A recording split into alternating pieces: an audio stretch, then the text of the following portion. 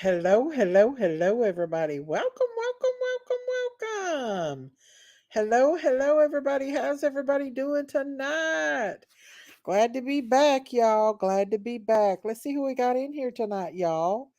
Let's see who we got, y'all.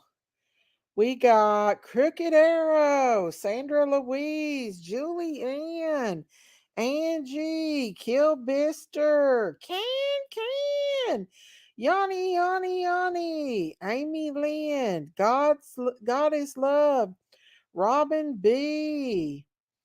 Let's see who else we got. Miss V.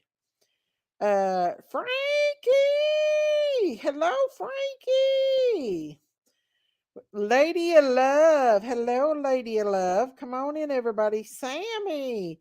Hillbilly 29. Gail. EMT.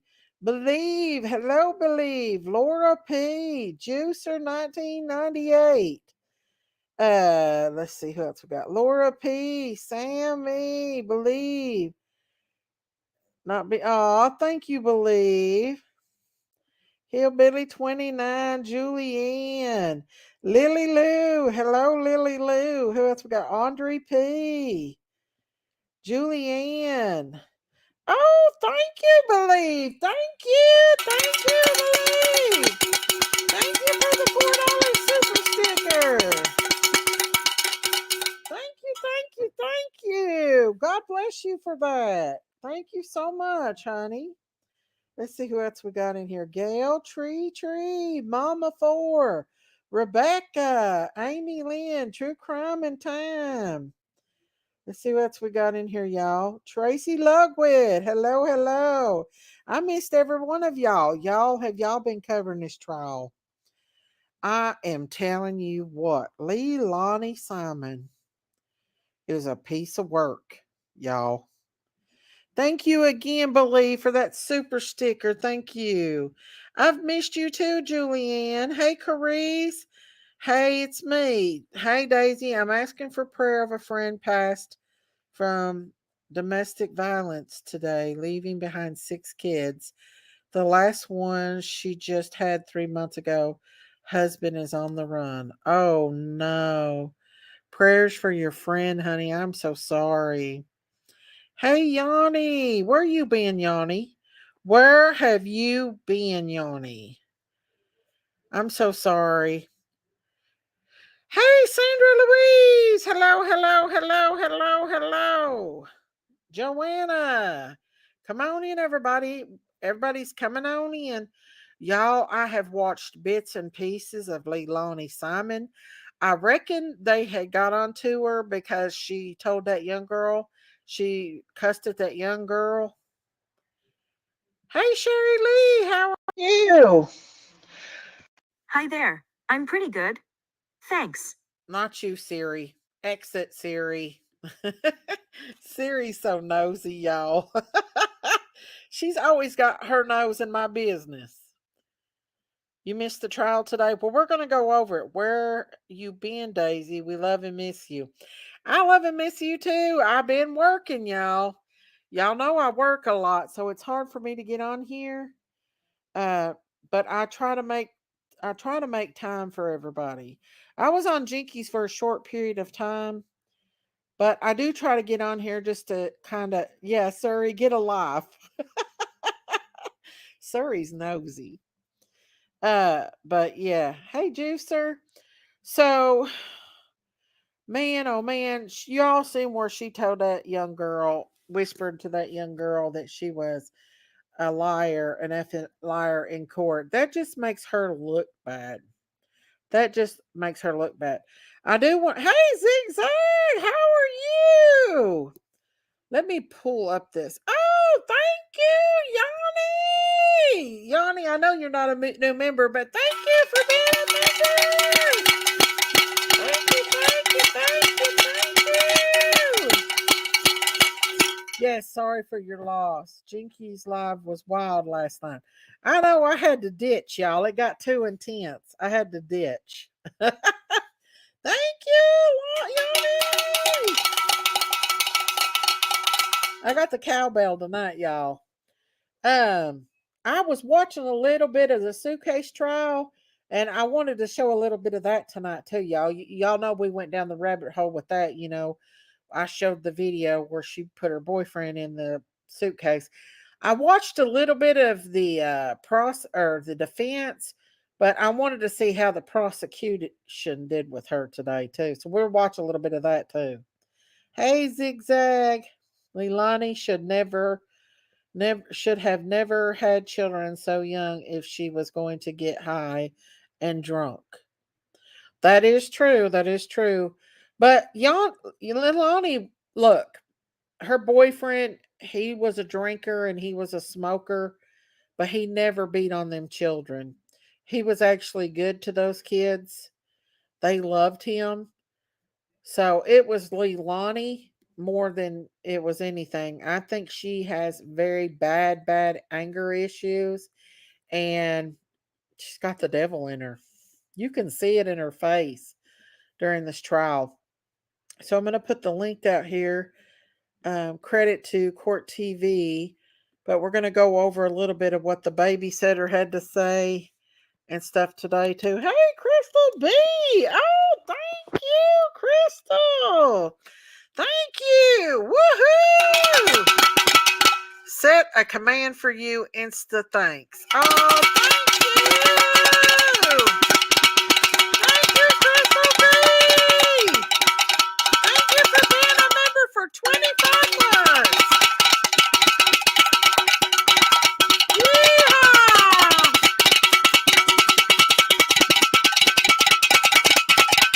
Okay, I can stop now. You get used to ringing that bell, it's hard to stop. I don't like it because she makes other mothers that have missing children look bad. Well, her child was found. King Ken. They had videos of her throwing her little baby in the garbage dump. I don't blame you though. Hey, Grace! Thank you for being a member for 11 months. Woo-hoo! Love you, Miss Daisy. Ring the bell. Hey, Debbie Nelson. Hey, Ryan. I was so disappointed the judge did not let the drug dealer on camera, or we could not hear his testimony. But the text messages, hang on, let's see, were just disgusting, in my opinion. And Mr. Craig is 48-year-old. I can't. Oh, Lord. They took they just took a tree down in Alaska to travel to Washington, D.C. Oh, okay.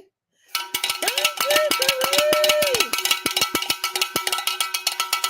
Hey, Tracy K. Hello, everybody coming on in.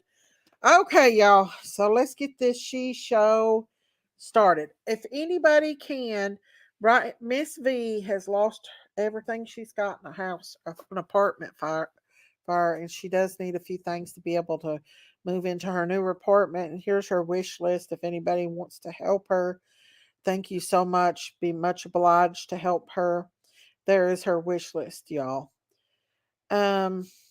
All right, let's get this party started, y'all. Let's see what we got first off. We're not going to go through the whole raw. There's the devil herself. Look at her. She has no emotions. She's got dark eyes. Y'all, she's got devil eyes. She is all about herself, in my opinion. All about herself. Let's see who the first witness is. Here we go, y'all. Good morning, sir. Could you please introduce yourself to the jury? Good morning. My name is Joe Metz. I'm the division manager for Waste Pro. And how do you spell your last name, sir? It is M-A-T-Z. Oh, thank you, Miss V. Thank you for the super sticker. Thank you, Miss V.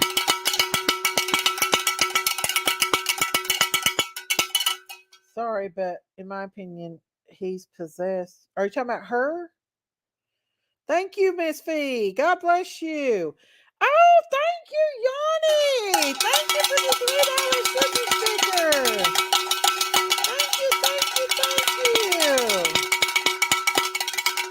God bless you. Thank you so much. much, y'all. Y'all are awesome. Thank you so much. Let me make this bigger. Okay, let's see who this witness is. If he's not interested, we're going to go on. Thank you, Yanni. Thank you, Miss V. Here we go. What is Waste Pro? Waste Pro is a solid waste hauling company. You pick up trash, basically. And you said you're A division manager or D division manager? The division manager. Which division? My division is located in South Carolina, but we oversee parts of Georgia, I'm sorry, go ahead. specifically Savannah and the surrounding areas. And so where do you work on a day-to-day basis? Where's your office? It's in Hardyville, South Carolina. And you mentioned that you all service the Savannah area. Yes, sir. Tell me how that works. What is involved in being a solid waste hauling company? I think you said. Yeah, so obviously we have trash trucks that go out into the community on a daily basis from a residential aspect, from a commercial aspect, and then from a construction aspect. It was driven by Twan Lee and being able to tell him where that truck then went after servicing those dumpsters on the morning of October 5th at Azalea. I don't know what I would ask this. Where did that truck go after that? It went to the landfill, Which landfill would that be? Is Superior Landfill. that the one off Little Neck Road? It is the one off. The lady detective. So let's see where the lady detective. This is all about the landfill and where they found the baby and all that. Let's see where the lady detective is. Is she the one that found the baby? Who is he? Who is this guy? Hang on. All right, good morning. Who is this guy, y'all? Morning, could you please introduce yourself to the jury, sir?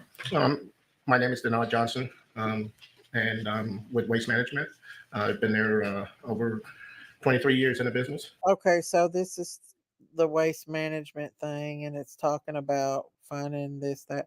I want to play also look at that where they've searched for that baby at Dirty BR. Throwing that baby in the dumpster, and she don't even care. It's all about her. She thinks she's a damn lawyer up her. This is a long one. Let's go back. Let's find the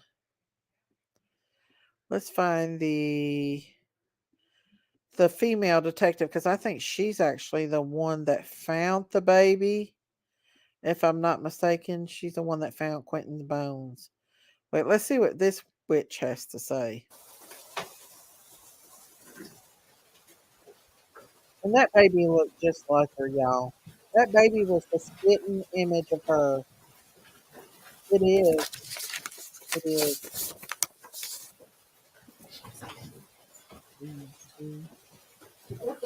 Thank you. It's the devil, y'all. The devil. Hey, All Sharon. right, please have a seat, ladies and gentlemen. Hey, Daniel Berry. I think I said 15, but I think it grew into an Yes, hour. ma'am. So I appreciate your patience. Honestly, we are not dancing and having a party while you guys are in the back. The work continues. All right. Is it this one again? All right, you testified, feels like a long time ago now, about the defendant's He is the October devil. 5th interviews at Chatham County Police Headquarters, right? Yes. And over the course of that day, she disclosed 2 trips away from the residence on the night of October 4th, morning of October 5th. Yes. And on that day, what was the story as to the first trip, the earlier of the 2? She described going to the Hey, Flacco's Mom. Tacos to meet up with a gentleman she knew as Red To do what? to pay back a drug front. Over time, I guess by October 12th, in the interview with Special Agent Snyder and Special Agent Solomon that we watched more recently in time, did that story change? Yes, it did. How did it change?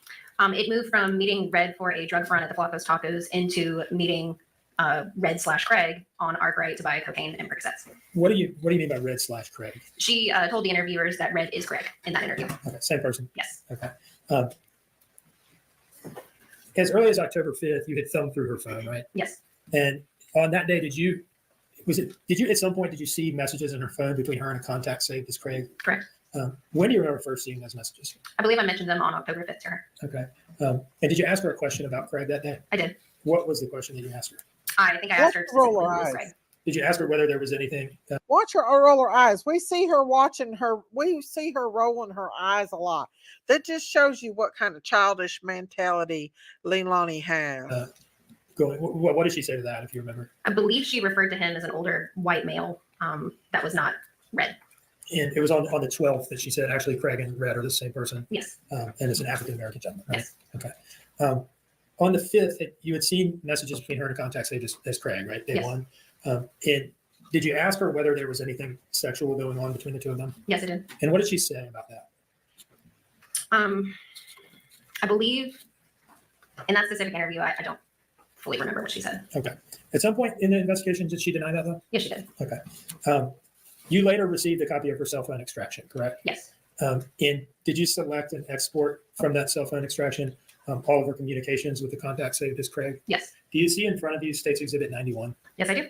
Can you tell us what that is? So this is an extraction report of all communications and anything that has to do with the user she has saved as Craig. You're not to introduce this as States Exhibit 91. Are these the text messages between Now- her and that man? Does this exhibit show when she first saved Craig? Okay, let's hang on just a second. I got a shout out to Miss Yanni for giving me a $3 super sticker.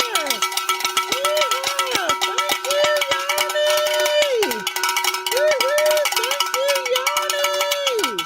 Oh, thank you, Nora Woods. Hello, Nora. Thank you for being a member for 25 months. Woo-hoo. Thank you guys so much.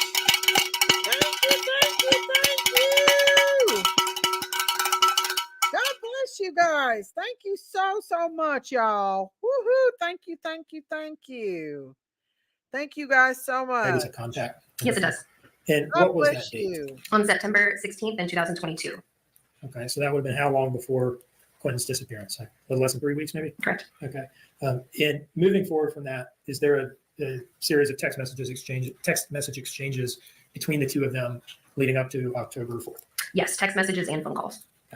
And does this document include all of them? Yes, it does. Before we get into reading individual ones and describing when they were sent and received and so forth, let me just ask you, can you kind of summarize what these communications show as far as what was going on with the two of them, between the two of them during, say, late September, early October? So pretty much from when Leilani saved Craig into her phone, it appears that they began a sexual relationship and were scheduling meetups to meet and have sexual intercourse And where was it that they appeared to be meeting? at his place of residence. And where is that? Wow. Okay. On Arkwright Road, Wow. Yes. off of Highway 204? Yes. Okay. Wow, y'all. And I think you testified earlier that you identified Craig, you identified, Who's ready to hatch some cool Hang on, pets? y'all. I ain't got the. Click here. Hang on, y'all. Sorry about that. Leilani a hoe, y'all. no, Arkwright Road. Yes. Okay. Let me draw your attention to a few of these and have you talk us through them, okay? Okay. Can you go to line 7? Yes. So this thing is like, Wow, we've had some of these bubble style exports. This is a table style, right? Correct. Yes. It's just a different way of pushing text messages out of the Cellbrite extraction. Yes. Line 7. Can you walk us through this message, including like the date and time and who sent it to whom and what it says? So again, these are only from Craig and Leilani. So this one's from Craig saying WRY, which is commonly known as Where Are You, on September 25th at 2:24 a.m. All right, so middle of the night. Yeah. All right. Line 8. Can you just kind of walk through these from that one through line 16? So the previous message was at 2:24 a.m. The next one is from Leilani at 2:25. It says, I'm home on Buckhalter. At 2:25 from Craig, hello. 2:26 a.m. from Leilani, I can come back out there. At 2:38 a.m. from Leilani, on the way. And then at 2:46 a.m., Leilani sends a video message. This is a thumbnail of the video that she sent, and it appears to be of a trailer from inside of a vehicle. Now, you've been to Arkwright Road? I have. And you've seen the structures out there? Yes, Does this appear to show that she was present there at that time? I believe it's on the back part of Arkwright. Okay. And that was at 2:46. Correct. So it looks like she's there at that point. Yes. Okay. Moving on to line 13. So at 2:48 a.m., Craig says, okay, 1 minute. Hey, And then it skips to 5:55 p.m. So several hours later, That would be like 13 hours later or something Yes. like that. Okay. Craig asked, you okay today? But You man here. And how did she respond to that?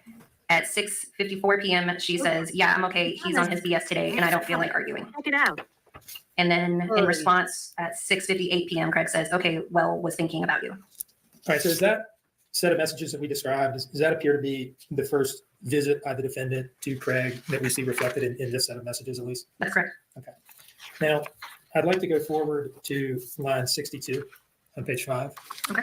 And if you could just do the same thing for 62 through 76. Go nice and slow with the times and everything. Okay. So this is on September 26th at 11:59 p.m. from Leilani. On the way now, be there in about 12 to 14 minutes. At 12:04 a.m., Craig initiates a phone call and they speak for 53 seconds. At 12:05 a.m., Craig says, okay. At 12:06 a.m., Craig says, okay, I'm in back to my camper. Stay close to your left. My dog gonna try to eat your car, but he won. And the next one. At 12:16 a.m., Craig says hello. At 12:16 a.m., Leilani says, okay, I'm passing Quaco now.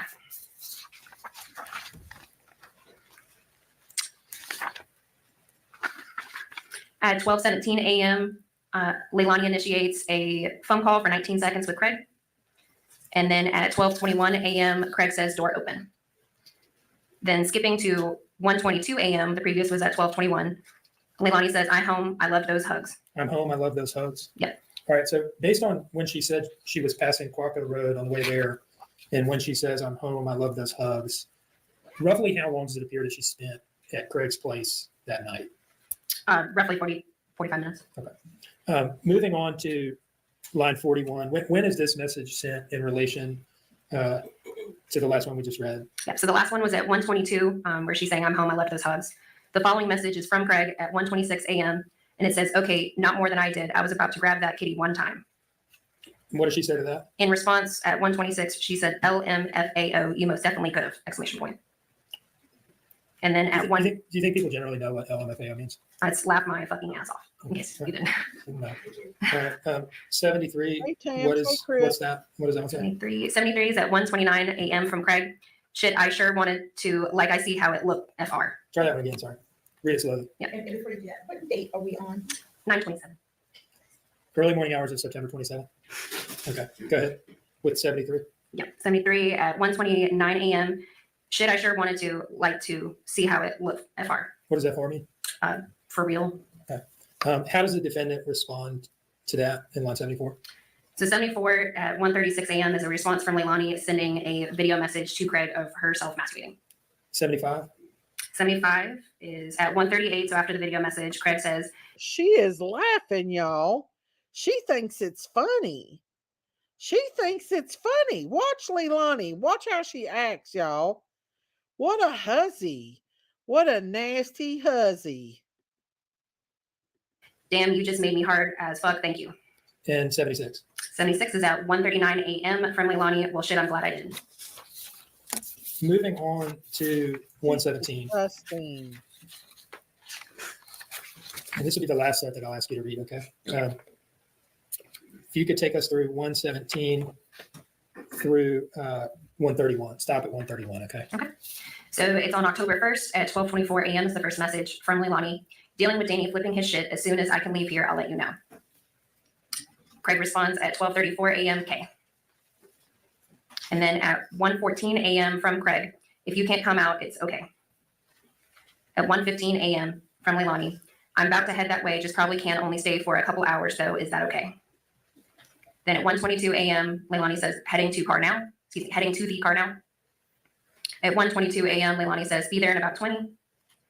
At 1:25 a.m., Craig says, well, you want to park at rideshare. What is rideshare? Hey, It's Sam. pretty much just like an empty parking lot about a quarter mile from Arkwright. It's commonly known in that area as the rideshare. Okay, go ahead. At 1:26 a.m., Leilani says, yeah, I will. At 1:56 a.m., Leilani says, just pulled into the rideshare. At 2 a.m., they have a 2-second conversation over the phone. At 2 a.m., Craig says 2 min, which is 2 minutes. And then at 2:01, Leilani says, okay. All right, so for those messages, it looks like by shortly after 2 a.m., they would have been together then. Yes. Okay, and the next message, 129. So that one is at 3:23 a.m. The previous was at 2:01. Craig's, Almost like an hour and a half has passed or so. yes, Okay. more than an hour. That was good as fuck. I'll take that anytime. FRI, no, I made you come for a long time. That was from Craig to the defendant. Yes. All right, the next message, That's That one's at 3:56 a.m. from Leilani. I would be down to do that again anytime. 131. At 3:56 a.m., Leilani says, and yes, you did for good ass men. And then the following message is at 11:59 p.m. So how much time has passed at this point? Well over 12 hours. Okay, so this is like the next. I do want to say trigger warning, this girl's nasty, y'all, and you're going to be hearing some nasty stuff that this nasty woman that only cares about herself, not this woman talking, but Leilani, has with this old man that's giving her drugs. Trigger warning, y'all. Trigger warning. Next night. Yes. Okay. What is the date now? It is 10-1. So at 11:59, Craig says, "You okay?" On 10-2 at 9:02 a.m., Leilani says, "Yes, I'm okay." She then responds, "About to drive over there, actually." At 9:46 a.m., Craig responds, "Damn, you was tired, or I got rid of a lot of your stress."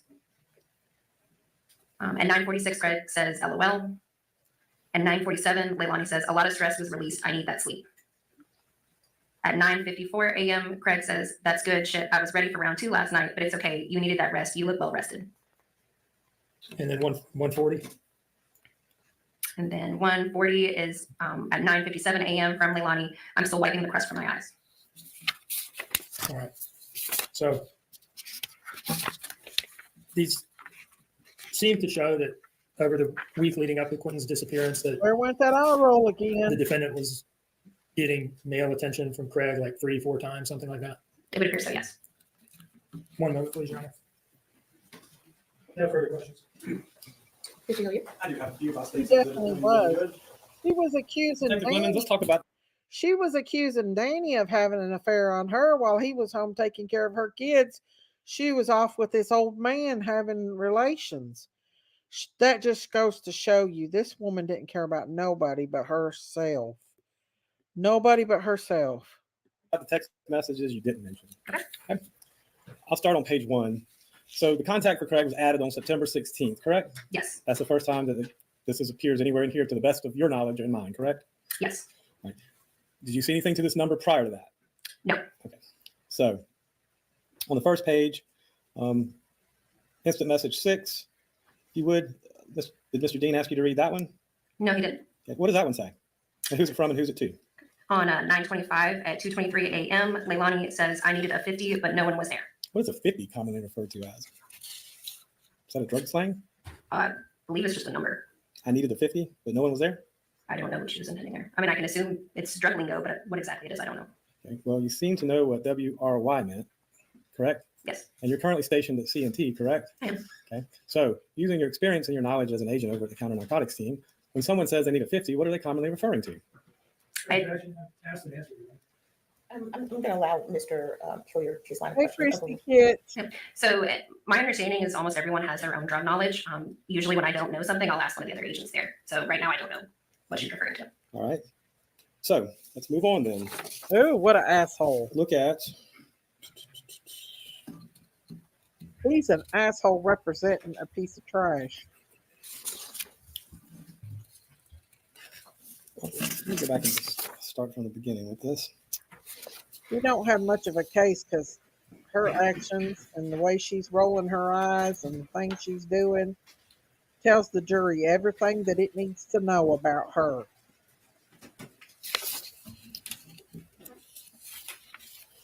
On page 3, line 26, who is that from and who is that to? And I what does it say? know. It is from Craig to Leilani, and it says, I'm going to be your first black guy, not that it matters." That was on September 26th. Yes. And at Hey, that point in time, Chris. it seems to imply at least that they had not done anything, correct? Bye, Chris. Yes. So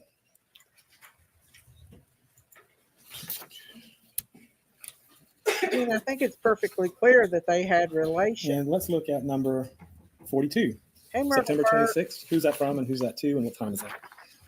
You said 42? Mhm. Okay. That one's from Leilani. "Y'all got perks or anything like that?" What do you think was meant by perks? Percocet. And number 43, what was the reply? From Craig, "No, I'll check around." And so basically, she was selling number her 52 at the A bottom right there. for Who's drugs, that from and who's that to? in my opinion. That one is from Leilani to Craig. And what's that asking for? "You got a half of tree." And what is that referring to? I believe that's marijuana. And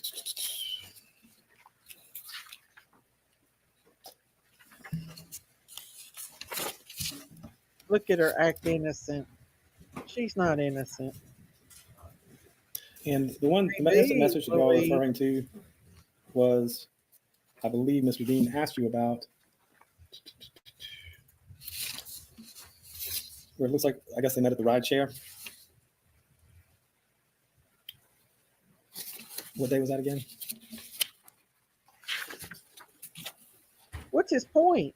They were having relations. There's nothing more to prove. think it was Leilani October was 1st, if selling I'm not her mistaken. ace.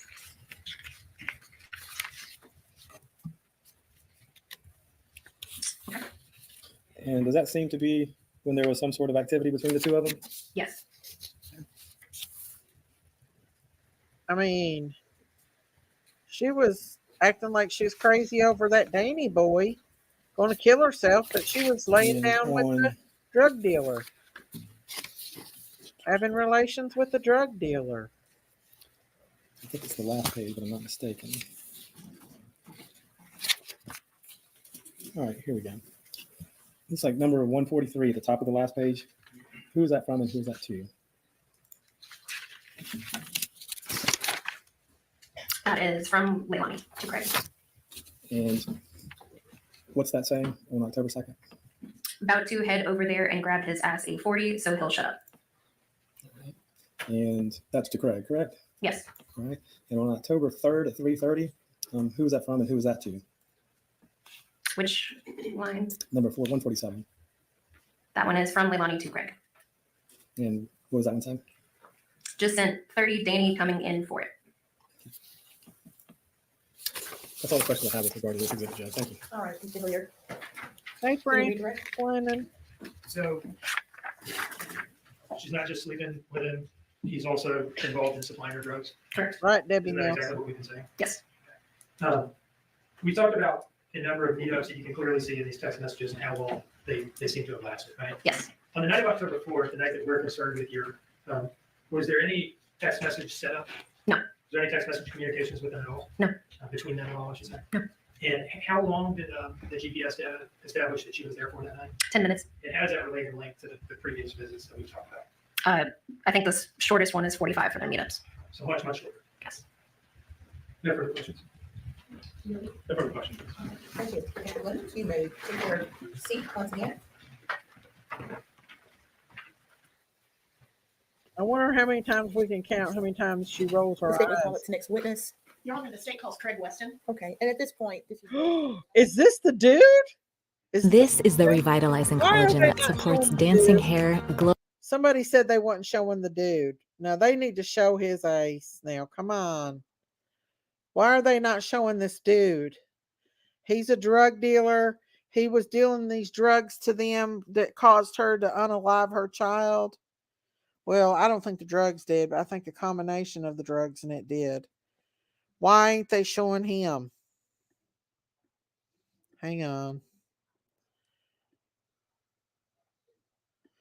Hang on, y'all. We'll be right back.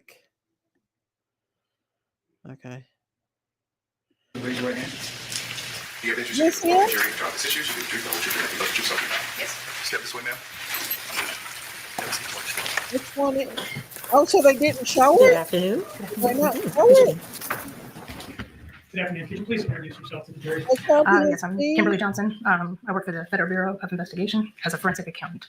Is that Wow, different from a special agent? FBI. Yes, no gun, no badge. What does a forensic accountant do? What do you do day to day? I'm tasked with using financial information as it relates to criminal investigation. Can you tell me a little bit more about that? Mostly bank records, titles, tax records, whatever may come in, invoices from a company. Just trying to put the picture together from the money side of the investigation. So is it fair to say that day to day you're in an office Okay. analyzing like, Okay, Excel spreadsheets and things like this? Yes, in an office behind a computer. How long have you been doing that for? Let me read. I want to go to the babysitter. She was not supposed to have custody of those kids. BJ was supposed to, the grandma should get charged also. I agree, Jersey Devil. I agree on that. And she still might get charged. Maybe. I don't know. It depends on the state of Georgia if neglect is a felony or anything. This lady that found the baby at the landfill. Oh, this is the lady that found the baby at the landfill? So if you give somebody alcohol and to kill somebody, you can be held responsible. But if you give them drugs, you won't. Exactly, Zigzag. I don't get it either. I don't. I do not get it. FBI. Just short of 27 years. Do you have any Hey, collateral duties or I Christine! guess like side responsibilities at the FBI? I do. I'm collateral duty as a member of the evidence response team. And what is the evidence response team? We are a team that goes out for searches and crime scenes, and we're responsible for collecting and packaging evidence that's discovered. How Should I did you as a skip over forensic this accountant lady? become a member? Should I skip over this lady? She's probably boring. Let's find the one. Oh, there's the landfill, y'all. Let's watch this part here. Yeah, that's the line. That's the process. It just Hey, lined last up in a straight line, or dance. tried to. Woo! And then everybody just kind of took their 2 or 3 foot section and just You kind of made to deal with worked their way state. to the other side of the line. I figured Now, that.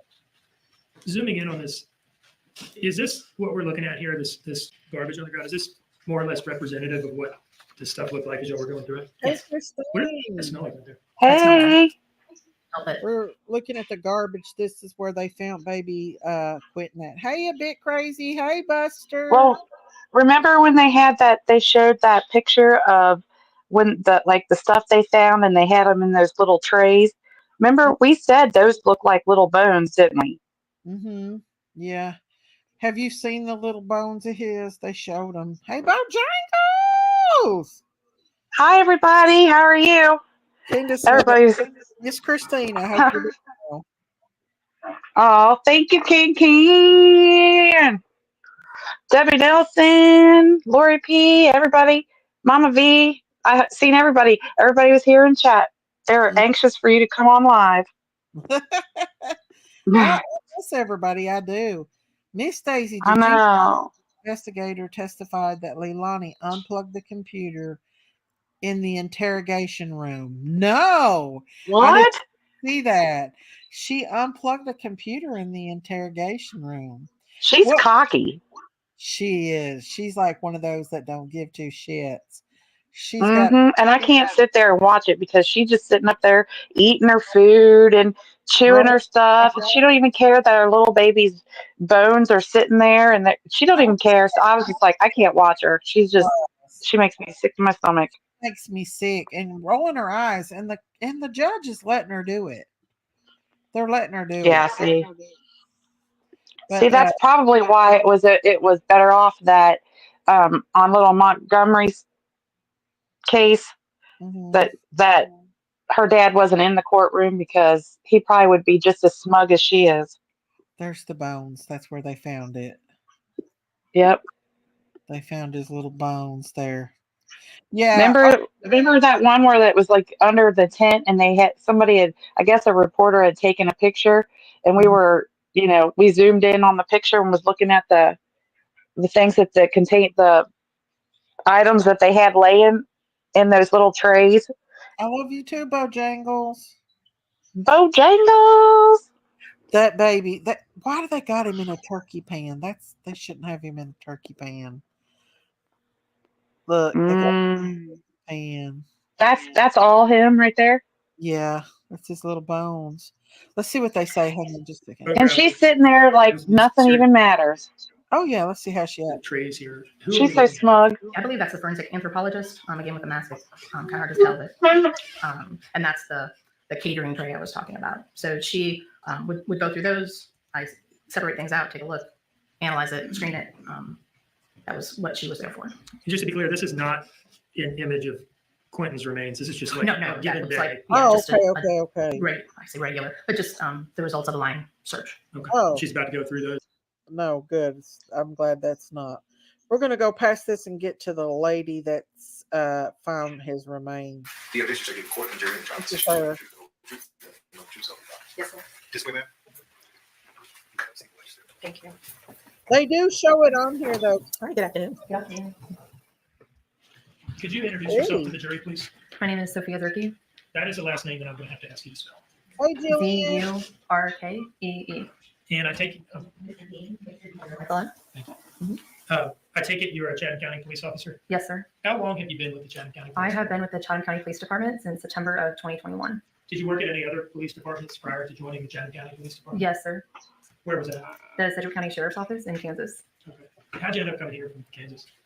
I moved here being in law enforcement. It's a very stressful job. So Georgia offers a lot to do outside of work, the ocean, the beach. So it's very beautiful here. Now, you're here today because you're the first person to find a piece of Quinton, right? Yes, sir. Now, I'd like to show you slide 8 from State's Exhibit 3, which has already been admitted into evidence.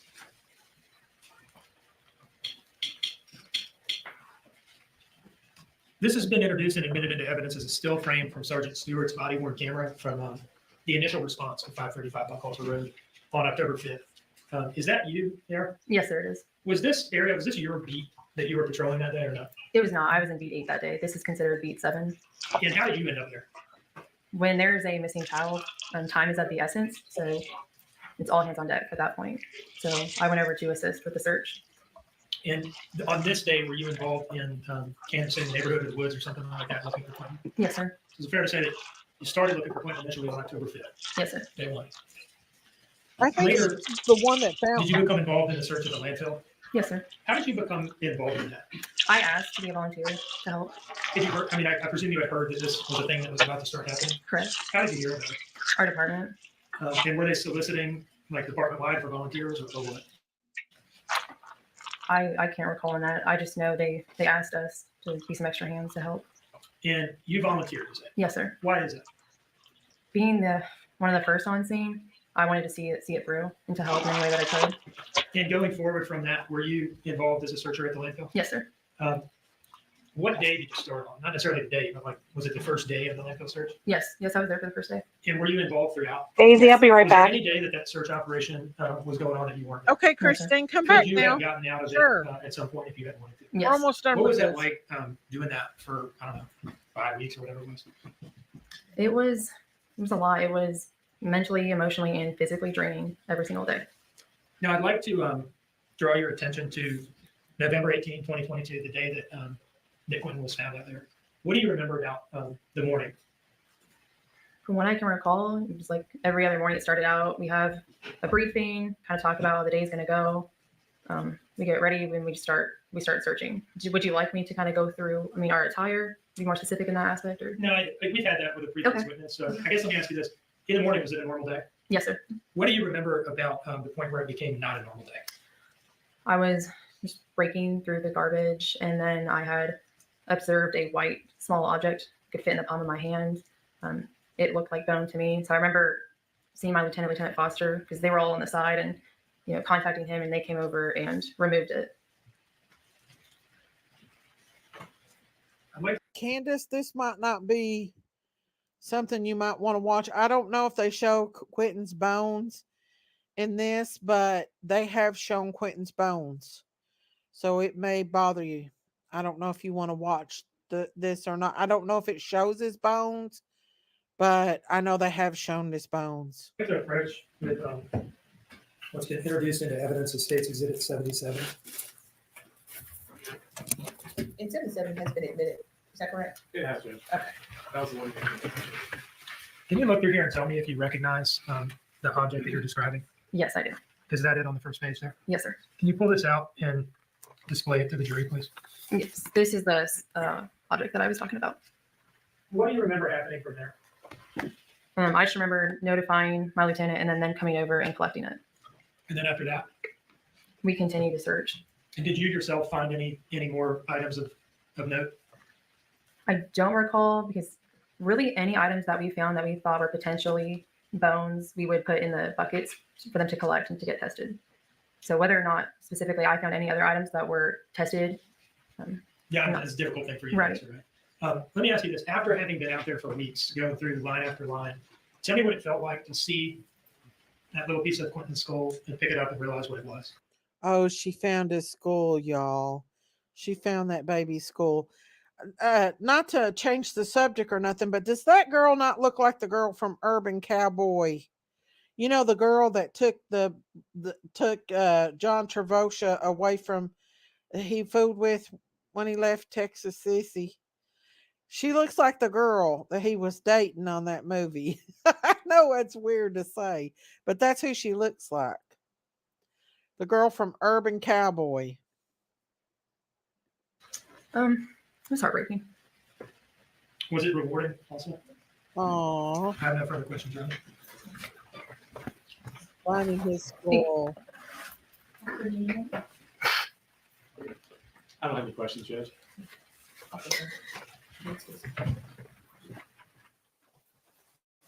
He's crying, but why ain't Leilani crying? Look at Leilani. She's annoyed. She's annoyed. God forbid somebody find her son's skull. Look at her. She's annoyed. If that woman wouldn't have found him, she wouldn't be sitting there right now. I can't stand how she acts. That woman's crying for Leilani's baby, and Leilani's just sitting there acting like she's annoyed. She just acts like she's annoyed that she has to sit there all day. Look at her. Okay. And so at this point, Mr. Dean, does the state have another witness to call today? One moment. Oh, now she gonna act like she's crying. Look at her. She's annoyed. Not today. Thank you. Look at her. There ain't And no crying. with that, ladies and gentlemen, we have an early day. That ain't no crime. So we're gonna go back to the babysitter, y'all. Hang on.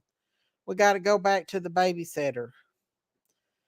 We're gonna go back to yesterday's, y'all, and to the babysitter, because the babysitter is the one that speaks it. She tells about Leilani being a terrible mother. So we're gonna go to this one, y'all. Hang on, let me get a thing. Ooh, Leilani gets on my nerves. I can't stand her. I can't, y'all. Hang on. Yes, she is. All right, let's see if we can find the babysitter one. When the babysitter comes up, Leilani acts like she don't even know what's going on. I don't know who that guy was. Hang on. Oh, let's watch this part. This is her interrogation. With everybody there, is there any additional searches that y'all done your own anything? We got a psychic that knows something about the container books. So like your mom sent me, she can't afford more anything. She's got here. Like when that happened on my side, went to the garage, you know, we knew all such shit. We said there's up there container, we could search the book. I was just like, oh no. When the blonde lady came, I can ask the daughter a little bit. She is, and she. I've already played the part where the daughter. I want to play where the actual babysitter. I can't really understand this interrogation, and I can't stand to see her fake cry. So I can't watch that interrogation because she's a fake crier, in my opinion. I want to see the babysitter. Hang on, we'll go past this man. I don't know what that is. Hang on. Because I missed a couple days, but I watched the babysitter one. So I don't know if this was the. Who is this? Who's this woman? What's this woman? Can you tell us a little bit about your educational background before joining the FBI? I attended Georgia Tech, where I majored in economics, international affairs, and French, and went straight to Tulane for my master's in business administration and finance and entrepreneurship. Following graduation, I joined the FBI as an analyst. Oh, she's an FBI analyst. Oh, look at that, y'all. Oh, not that. That. Was this significant to you at the time? It was. And why is that? Because Leilani had reported Quinton missing with his favorite toy, a Mickey Mouse toy. And is that something that anybody else mentioned to you, him having a favorite toy, Mickey Mouse toy? No. No one knew about a Mickey Mouse toy when I asked them about it.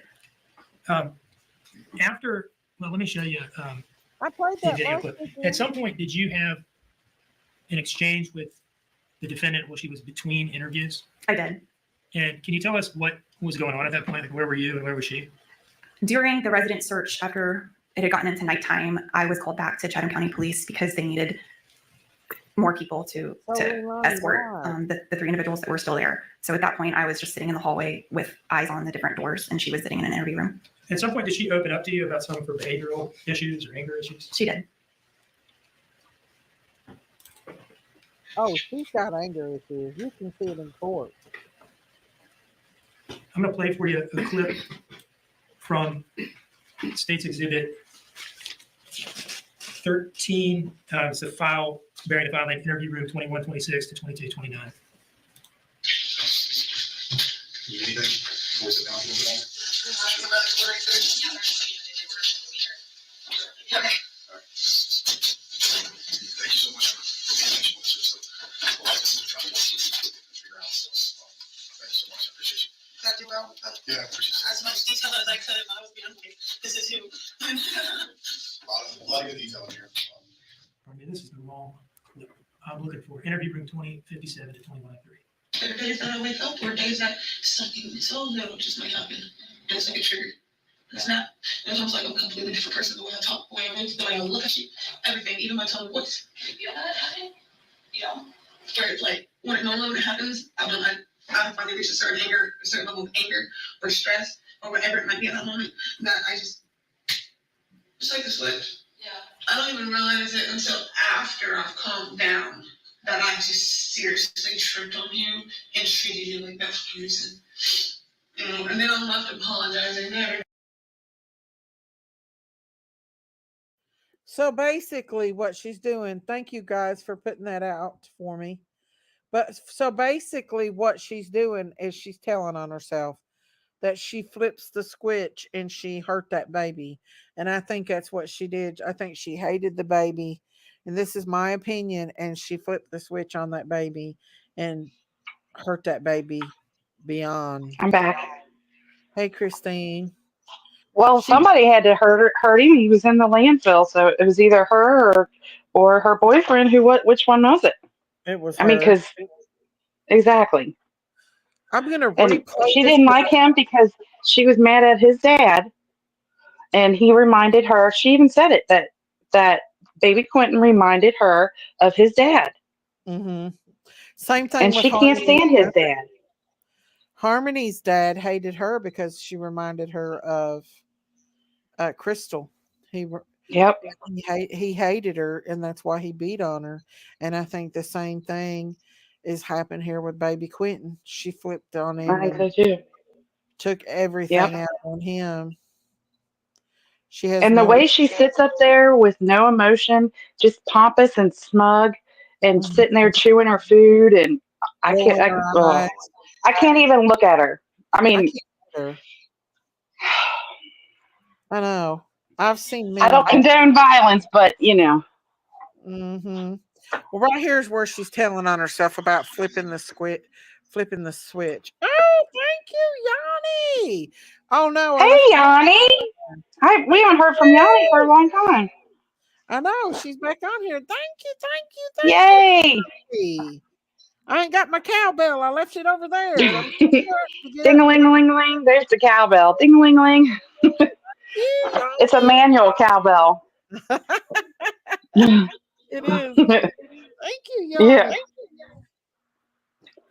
But yeah, let's listen to see. She tells on herself right here. Right, right, Yanni. I mean, she's acting like nothing's ever not even happening. What do they got her in this courtroom for? That's I how know, she's acting, they're annoying me. wasting her time. Uh-huh. That's basically what Yeah, she's like. that's how she's acting, like somebody's wasting her time. Hey, Granny T. Okay, I'm gonna listen to see what she's saying during this. This is all about her here. The victim, the victim, the victim. Until after I've calmed down, that I just seriously tripped on you and treated you like that person. You know, and then I'm left apologizing to everybody. Yeah, I'm sorry, I'm crazy. I don't know what happened. I don't even know why I did that. And half the time when it happens or randomly happens like that, it's not like the slowly transition. Oh, whatever. She's acting like she's high in this. She looks like she's high. Uh, Granny T, I hope you're feeling better, honey. I'm sorry you've been put in the hospital. Oh, who got put in the hospital? Mama V? Granny T said she'd just been in the hospital. Oh, I hope you feel better. We'll pray for you. Mama V says she's going to fry her some chicken wings. Chicken wings. Get me some too, Mama V. I want some chicken wings. Oh, me too. I'm hungry. Everybody over at Mama V's house, party at Mama V's. Chicken wings, chicken wings. Chicken wings. Ain't nothing but a thing with the chicken wings. Uh-huh. All right, here we go. We're listening to her crying. A lie. Lying, crying, lying, crying. Yep, lying and crying.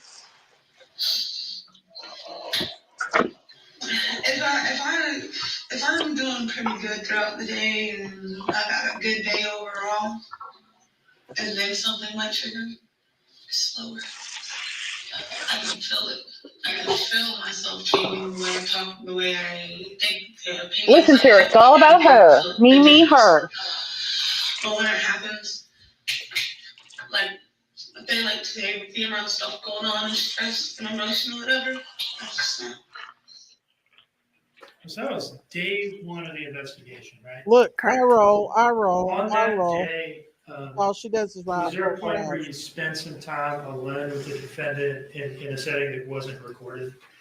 Yes, at some point around that time period of that Feel video better, clip. Grammy Was T. it, did it have Prayers something to for do with a you. cigarette or something like that? She needed a smoke Bye, break Grandma outside, T. so I walked out with her. At some point during that interaction, or maybe it was another one that day, did she say something to you about getting a tattoo?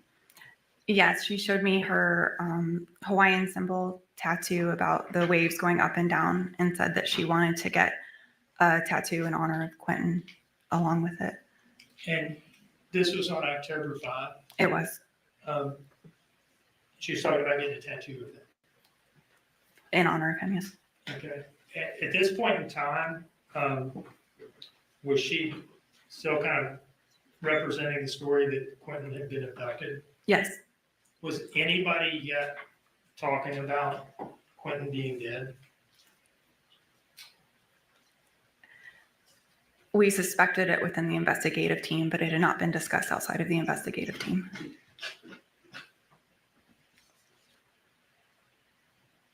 I'd like to ask you a couple questions about your Oh, involvement so over the she was following days. already talking about Quinton being deceased before they even found him.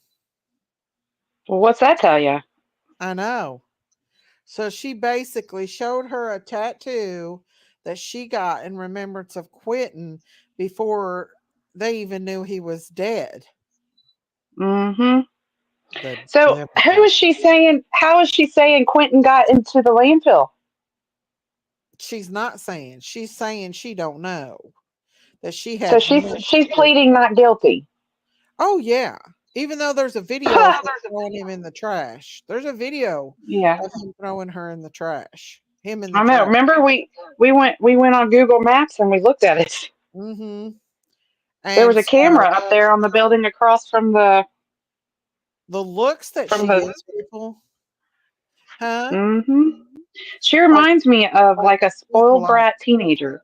Yeah, and she has a lot of anger built up. She's got the demon of murder and the demon of anger in her. And she would do it again if she had a chance. She would do it again because she disposed of that baby like he was nothing to her. Trash. Like he was trash. Yep. Absolutely.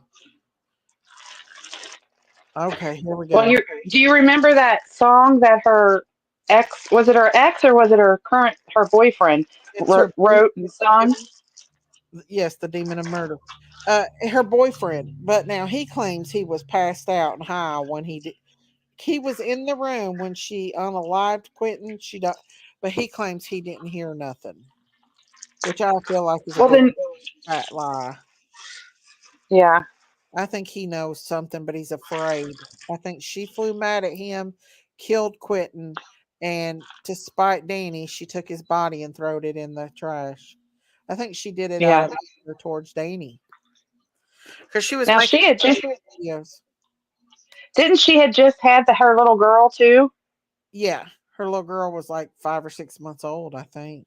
How much you want to bet if they find her guilty, she's going to try to, or if her lawyers think that she's not going to get out and that they're not going to find her innocent, I bet you she pleads that she had postpartum.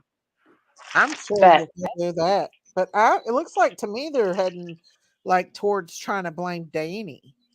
And the FBI said she opened the bat and smelled it before throwing it in the trash. And I think she was making sure he was not alive. Oh, probably. Probably, Oh Doc. my gosh, what a demon! If she did that, Oh, yeah. Yeah. There's nothing wrong with me, but I can have hugs too. aw, Um, look at her. Look at her. Look at that girl like she could unalive her. This woman's got I a know. demon of murder in her. She just looks like she's being so inconvenienced. She don't understand why she's up there, why she's being tried. She don't. She's just acting like she don't deserve any of this that's going on. Danny was home taking care of those babies, getting them up, getting them dressed, feeding them, taking care of them. The other woman was doing it too, the babysitter. Meanwhile, Leilani, Hilani. Leilani was out there doing drugs, running up and down the road and having relations with the drug dealer, which they were both doing drugs and drinking around them kids. And Billy Joe just left them to these people that were not taking care of these babies. You know, they weren't properly taking care of them because they were drunk and high the whole time. Mm-hmm. Not to mention, the violence that Leilani portrayed. She even said it there in that interview that she snaps. Why is She Billy Joe leaving her with these kids? she looks like she doesn't have a lot of patience. No, she don't. She looks to me like someone who has been spoiled, Mm-hmm. and anytime she got in trouble, someone probably, Bailed her out. would get her out of trouble. So, Uh-huh. all she had to do was throw a little fit, and then everybody would just bend to her. That's what she reminds me of. Now, I don't know because Probably I'm does. just speculating, but that's what she reminds me of. Well, I think Billy Joe and her partied a lot. I think that the apple don't fall too far from the tree, if you ask me. Because look, 3 days after Quentin went missing, they were out at a bar trying to hook up with a man. I know, I was shocked when they were doing that. Candace said, Shocked. "Well, I drunk, but I still cared about my children and still took them everywhere." You drunk after a Yeah. certain amount of time. You drunk later on in the day, Candace. You didn't. This woman was vicious. She was vicious. That's I'm gonna say. She had anger issues on top of having drug addictions, and she hurt Hmm. Quentin. It's a different situation. Danny, Well, I'll tell you, if Danny didn't know anything about it, he better start talking because well, Danny, the first one that talks is the one that's going to get the deal. That's all there is to it. Danny, even the babysitter said Danny took care of the babies, but he's covering from her. He's covering for her. Said that he You better not do it. But they did more drugs than just drink, though. They did cocaine and stuff, Candace, or crack. He One of need the her one. boyfriend, her ex-boyfriend, whatever he is, he Mhm. needs to spill the beans, tell what he knows, so that way he doesn't get blamed for it. Because if he had nothing to do with it, then he should just be honest and let the chips fall where they may. Because if he doesn't, and if he's not careful, and he thinks he's going to cover for her, and the only reason why he would even ever cover Right. for her is because he probably knew. That would be the only reason he would cover, because if Right. he didn't know, why would he cover? Exactly. Well, But the he's first got one who talks is the one who gets the deal. That's the way it is, no matter what. right. Crumb crazy critter on the farm. Billy Joe should be charged with manslaughter. Leilani should be charged with first degree charges with life or death penalty. I agree. I think she gets out, she's gonna hurt somebody else. Look at her. It's a wonder Danny didn't become one of her victims instead of baby Quentin. All Well, right. Danny didn't. Yeah, baby Quentin reminded her of somebody that she didn't like, and he was a baby. He probably Uh-huh. was crying because he was hungry or thirsty or his belly hurt or whatever, and she had no tolerance for it. or she was mad at Danny because she was having videos. Uh, she was putting out videos of her wanting to kill herself and stuff, and she was hysterical and all this, that she loved him so much, but comes to find out she was sleeping with the drug dealer. So how can you love a man that much if you're why isn't her mother Billy Joe being charged? She was to keep him safe. Well, see, in certain states, in the state of Kentucky, my grandson's grandmother, well, great grandmother, had custody of him. We didn't know, him and his brother. Well, she left him and his brother, who was sick, in the hospital with the mother, who wasn't supposed to be alone with the child, for 2 weeks. And they come in and took both the kids away. But they didn't charge her. They got her for neglect. But there's in the state of Kentucky, it's not a considered a crime. Neglect is not considered a crime. Does that make sense?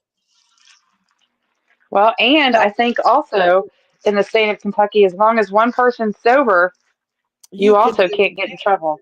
right. Hmm.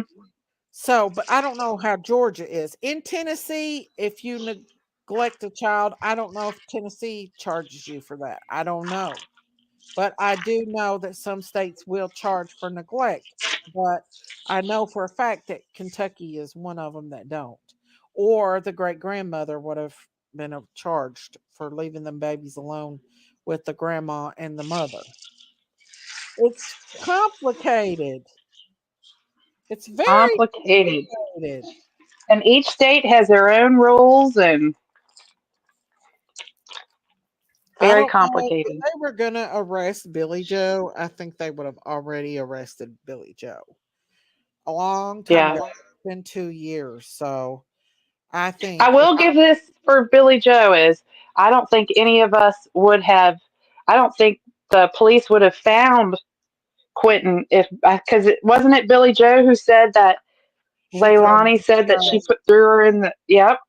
Yeah, And Billy Joe did tell she did. the law enforcement that. So if I it wasn't for Billy Joe, I think that she might have, we may not have found Quinton and yeah, she may have gotten away with it. So, in a sense, even though Billy Joe did leave Quinton and his brother and his sister with yeah.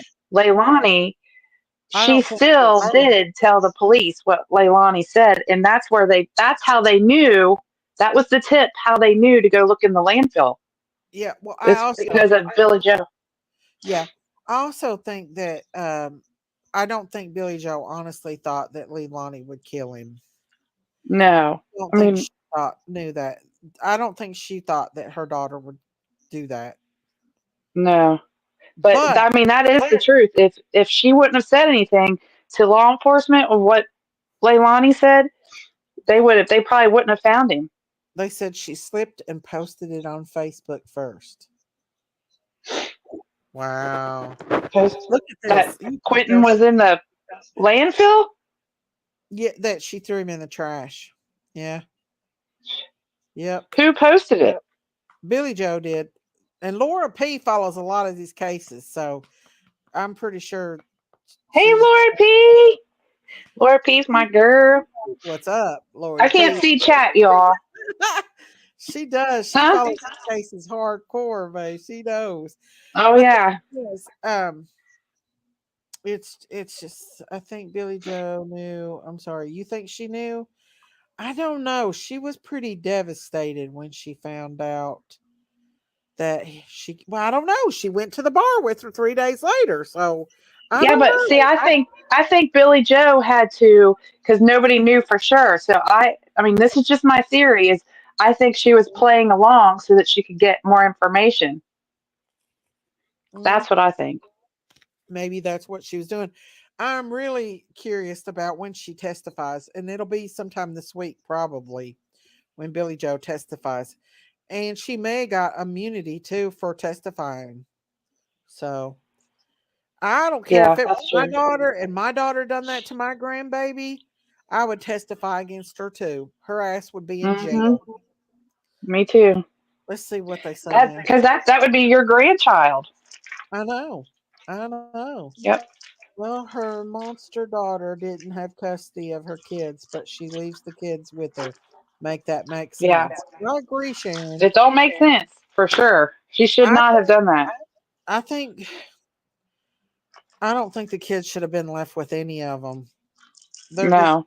bad, all of them. Look at the brother; he's in jail too for killing But you somebody. know, they live in a good they lived in a nice house in a pretty good neighborhood. So, you know, it's almost like you would not expect this kind of behavior. You know what I mean?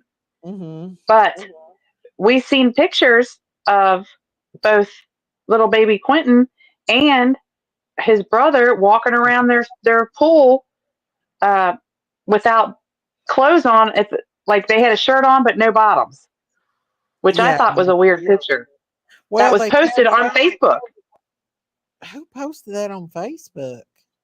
Uh, I can't remember if it was on Leilani's Facebook page or if it was on Billy Joe's, but it was on one of them. I And think it remember, because we were looking at it and we were like, what? uh-huh. We put it on, we were talking about it live and we're like, what in the world? I know. Why would you post that? It's You could see their privates and everything. I know. Well, that's how they found him on the side of the road too, and that's when she backhanded Quentin in the face when the neighbor girl found Quentin and the other little boy out by the road, and Leilani was asleep.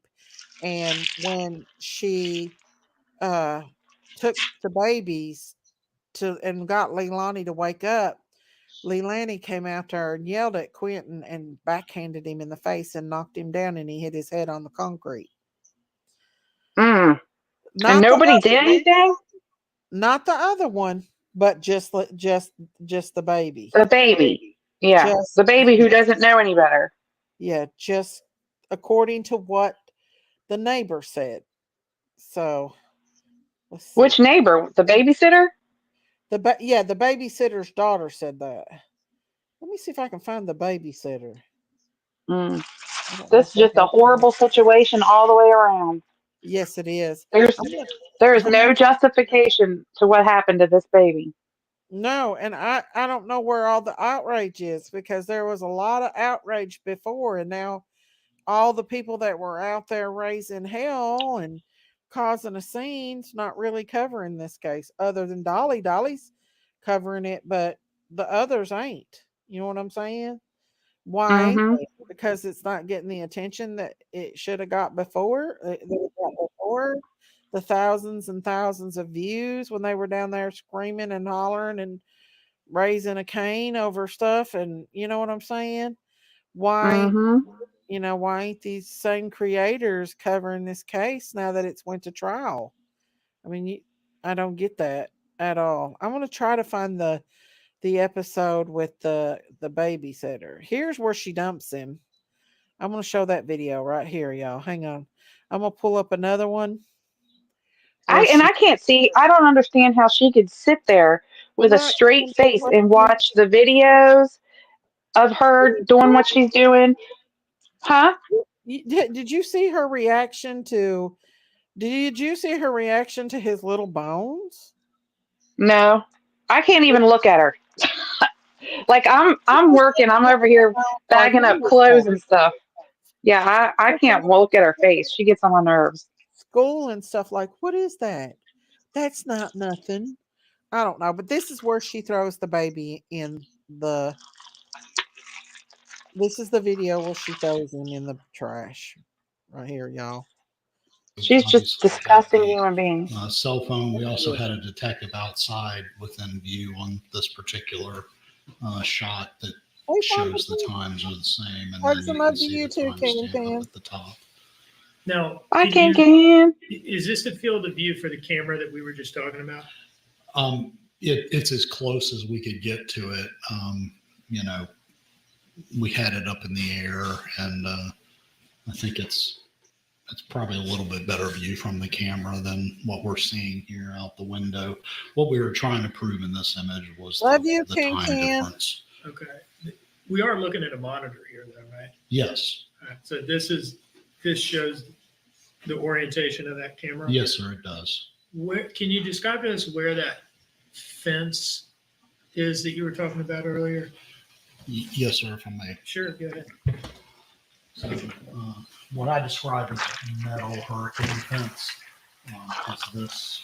It goes all the way around. You might be able to see barbed wire at the top, and you could just see different types of, equipment, heavy equipment that's there. And where are the dumpsters in this field of view? Because I've examined it a lot,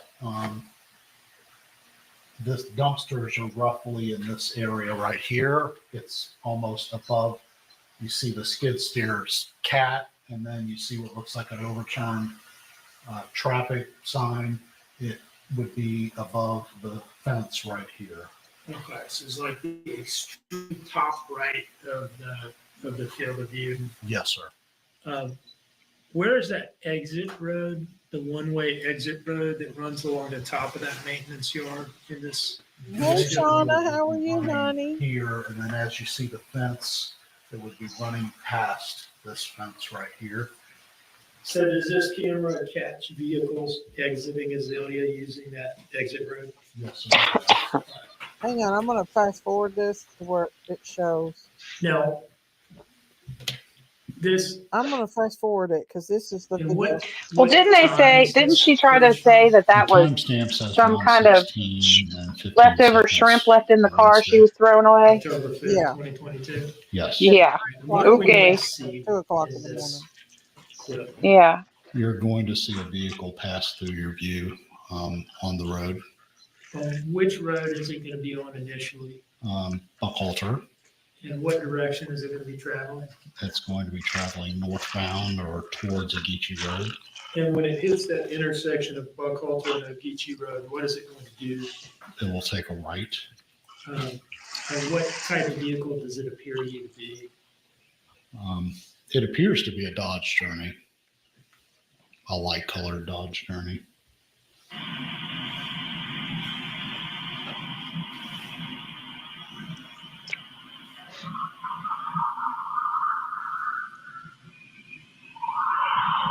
That's her. With baby Quinton in the car that beach.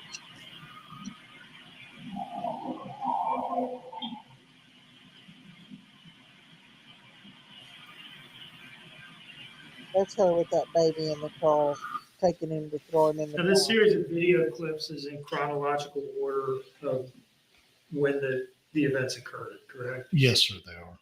So at this point, that Dodge Journey is taking a right onto Ogeechee Road from Buckhalter Road, right? Yes, it is. Look at her. All right, moving to slide 18, we see these. What did she do? Look at her two face. source buildings marked again. She's acting like nothing's happening. Oh, yeah. Like she's at the movies. She's acting like she's at the movies or something. Oh, This yeah. shows the position and orientation of the first camera that we're going to see footage from. She's a correct? cold-hearted does. mug. This one curl is the reason I started my wavy hair journey. When I found pros, I was desperate for a solution for my Before I get a copyright. No. Now, here's where they're She's showing- just acting like, Can you see she's just sitting there watching a movie. Oh, the yeah. overhang for the Chevron pumps up there in the top left area? Yes, sir, in the top right, top left. And are those some U-Hauls next to that, kind of reflecting? Yes, I think at the time they were running U-Hauls at that establishment. In that timestamp that says 23:56, that's 80 to 81 minutes slow, correct? Yes, sir. So if it says 23:56 and you add 80 to 81 minutes, you get like 1:17 a.m. or so Yes, sir. on October 5th, 2022, right? Yes, sir. And what is this clip going to show? It's going to show a vehicle approach from the left side of the screen, and then it will make a right-hand turn on the entrance to Azalea Mobile Home Park. Does it appear to be the same vehicle as in the last clip we just watched? It does. Cold-hearted, Shauna. This would have been just seconds after. that. Cold-hearted mug. Yes, sir.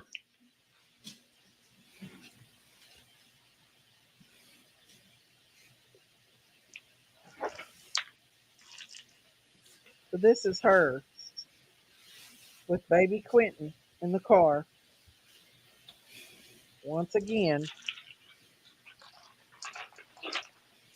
she knows exactly what she was doing that night. Well, here's the thing is, okay, so pause that for real quick there, Daisy. So Let's her thing is that she was throwing away some shrimp that was sitting in the car, right? Mhm. Well, what they did was where that dumpster is, they put them in different sections of the landfill.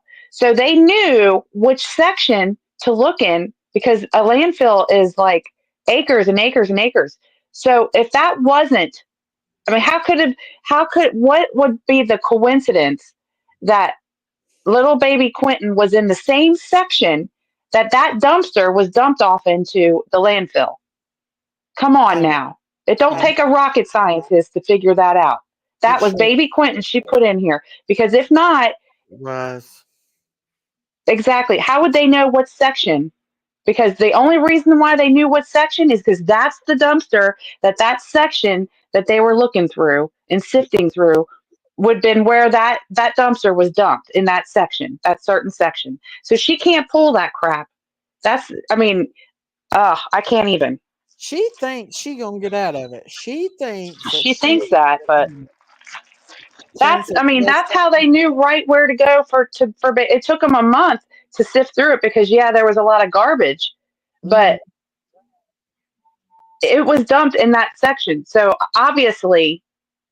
Okay, obviously, love you, Yanni. love you, Yanni. She's not going to get away with that. Hopefully, No, she thinks she is. She thinks she is. she But might you think know she what? is, but Just by the way she's acting in that courtroom tells you everything you need to know about her. The way she's rolling mhm. her eyes and the way she's carrying on She's and acting right. like a spoiled person. Yeah, like that. She's being inconvenienced. You know, she doesn't Mhm. even know why she's got to sit here. Mhm. No feelings for her child, for her little boy. You're eating something crunchy. What is it? What? It sounds like you're eating something good and crunchy. Oh, me? No, I'm putting clothes in bags. No, it sounds like you're eating something good and crunchy. Nah, nope, Oh, not crunching. oh, okay. But yeah, you're right. You are right. That she's something else. Well, let's see what else she does. Hang on just a second. We'll go see what she She does. just looks like she thinks that she's entitled. And look, they're going to try to say that wasn't her. You can clearly see that's her. That's You can her. clearly She see knows it's her. She said it. She said it was her. She said she was throwing away shrimp. Mm-hmm. So Now, you she mentioned admits that earlier she was that there if you throwing drive shrimp in away. this way that we've just watched this car do, you can make a loop and take that one-way exit road. Yes, sir. It's a loop. There's several roads that bisect it, but you have to go to that other road to exit. Is this She can't the say she way we can't just have saw both this ways. It photograph? Is that wasn't the way her that you or it was drive to her. make that loop Yes, that takes you past the dumpsters and to that one-way exit road? that is the full loop. Yes, sir.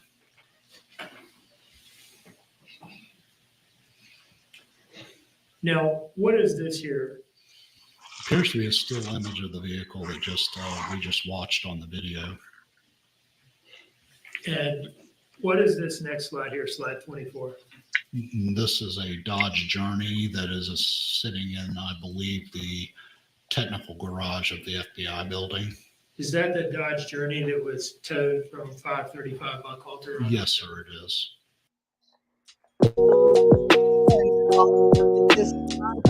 Mm. I don't feel like paying Gotta extra. get those ads in.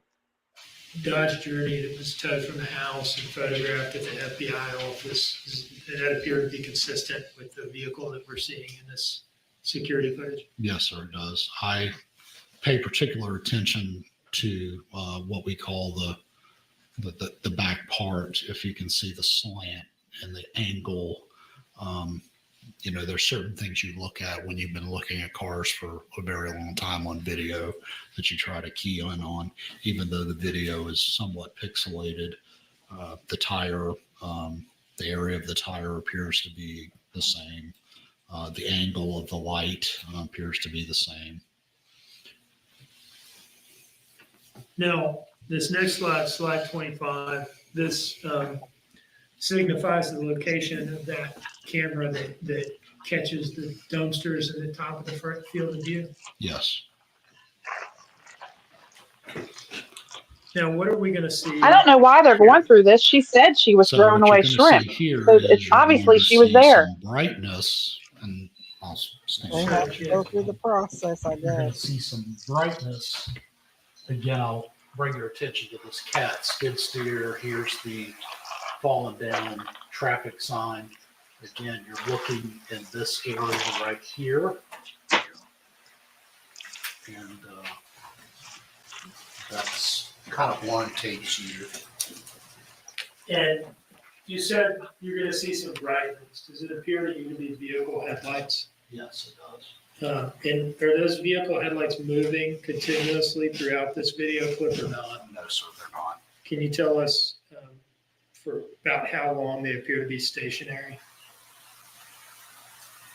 I think I said earlier, I misspoke. I believe it's probably around 2 minutes, 2 minutes, 15 seconds, something like that. And based on the pictures that we've looked at so far, what area of the Azalea Mobile Home Plaza do those apparent vehicle headlights appear to be stationary at for 2 minutes or so? Judging by where they're stationary and knowing what I knew from the white vehicle being parked there, I believe it to be in the area of the dumpsters. Now, initially, when you're just seeing headlights stationary in the area of the dumpsters, are you able to tell what vehicle that is at that point? No, sir. Is there a point in this video clip where you do get a good look at that vehicle? Yes, sir. I believe so. If the jury remembers, I spoke of a hurricane fence and the slats going through them. These are, angled green slats we've probably all seen in the construction sites. It's supposed to somewhat obscure what's behind the fence. But when a vehicle or when anything is moving behind it, you get an idea better when that object is moving. So you'll see right in here. What is the vehicle doing at that point? Which direction is it headed? What road is it on? And so It's headed towards the exit. Is it on that one-way exit road you described? Yes, sir, it is. Okay, that runs along the top side of that yard? Yes, sir, it does. Now, when you get a look at it at that point, does it appear to you to be the same vehicle that we've been seeing in all these other video clips? It does. With that preview, I'll go ahead and play the video clip on slide 26 here.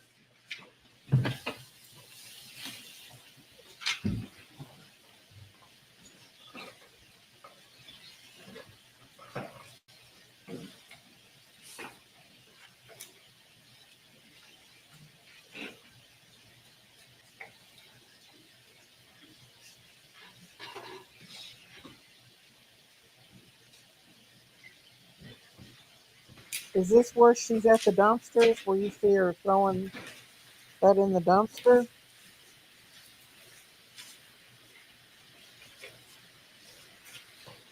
Is this the video? I don't know. It looks like it is. Hmm. But she already admitted that she was there throwing away shrimp. So what's the... Maybe they want to show that she was throwing something bigger away than just shrimp. I mean, he was a good-sized toddler at that point. You can't see it, Daisy. You can see her car drive by.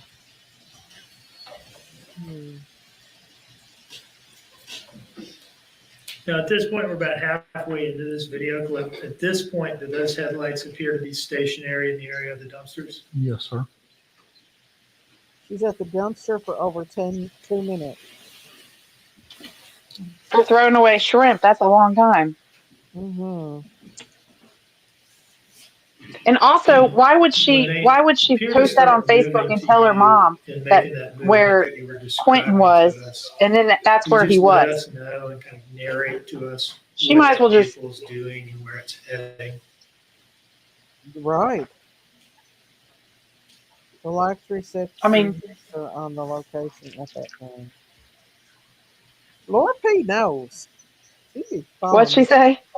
The Life 360. She had Life 360, and that's her downfall. It tracked everywhere she went. Oh, Yeah. well, good. Yeah. This is Heck for yeah, because hopefully little baby Quentin can get some Okay, it's now justice. moving. As you can this tell, is there's some light shining off the building, and obviously you see now the car comes into view. Wow. You can see it pass what appears to be the same vehicle, crossover vehicle, which is what a Dodge Journey is classified as, a crossover. Which direction, like where would this vehicle be heading at this point? Logically, it'd be heading out, exiting the Azalea Mobile Home Park.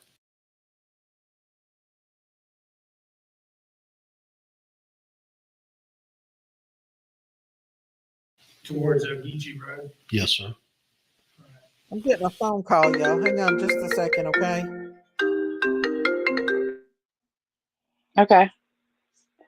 See, what I don't understand is, so she said that she dumped off. She was throwing away shrimp, and then in a different time she's saying that it wasn't her. She wasn't there. I mean, it can't be both ways. And how,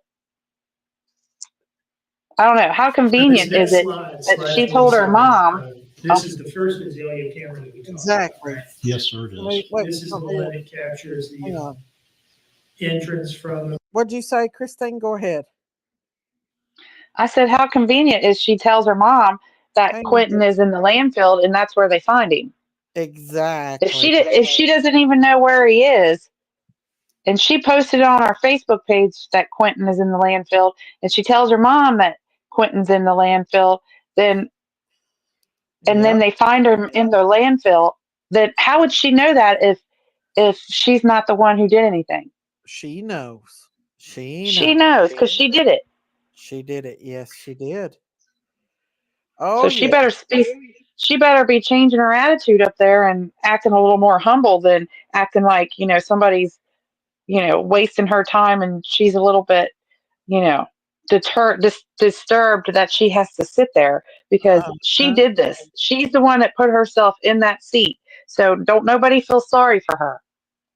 Sharon said FBI has testified that her phone is the only person who shows location and movement during those hours. Oh Yep. yeah, they got her, honey. They got her. They got her But good. she's sitting up there like she's entitled or something. Mm-hmm. She is. She later admitted to her being there after they showed her the footage. Yeah, of course. Yeah. Danny testified against Leilani even wore wire, but she didn't say nothing to incriminate herself. Like it was almost like he told her that she was being wired. I don't know. That was weird. That was weird, weird, weird. Okay, let's listen to let's see what they have to say here. Ogeechee Road of vehicles going into Azalea and the exit from Azalea onto Ogeechee Road of vehicles leaving, correct? Yes, sir, it does. And this next slide, slide 28, is some footage from that camera, right? Yes, sir, it is. And what are we going to see here? You're going to see a car come in from the right-hand side of the screen, make a right-hand turn, and then up at Ogeechee Road or Highway 17, you'll see it make a left-hand turn. Now, initially,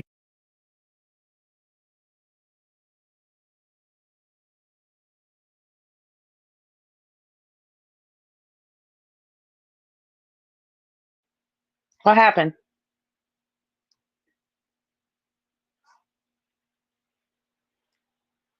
Daisy. when you see, I guess, the headlights of that car, or maybe the car itself, what road is it going to be on? Is it going to be on that one-way exit road? Yes. It's kind of a triangle, but it's on the exit part of it. and it's going to make a right onto the Azalea Road that comes off of Ogeechee, and then a left onto Ogeechee Road itself. Yes, sir, it will.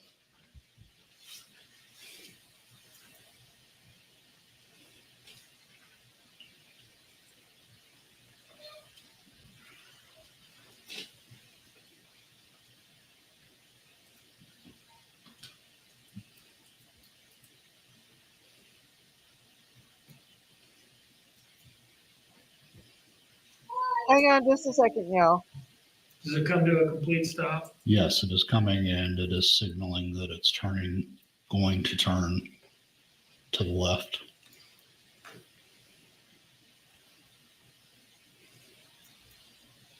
And now it's turned.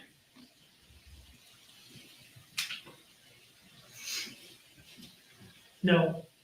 From the footage that we've watched to this point, did that vehicle appear to stop at the Chevron on the way in or No. on the way out from Azalea? No, sir, it did not. Now, did you also get video footage from the Chevron itself? We did pull video from the Chevron station. And did you look at that video footage to see whether it somehow showed the vehicle stopping at the Chevron station on either end of this trip? It showed what this video shows. Does it essentially just show it driving by the Chevron? Yes, sir, it does. Azalea, and then later out of Azalea? Yes. Now, moving on to slide 30, we're back at New Ride Auto here, right? Yes, sir, we are. The Ogeechee Road Buckhalter intersection. Yes. And what are we going to see in this video clip at slide 31? You'll see a vehicle approach from the right-hand side of the screen, and it will make a left-hand turn onto Buckhalter Road. Does it appear to be the same vehicle that we've been watching for the last? It appears to be.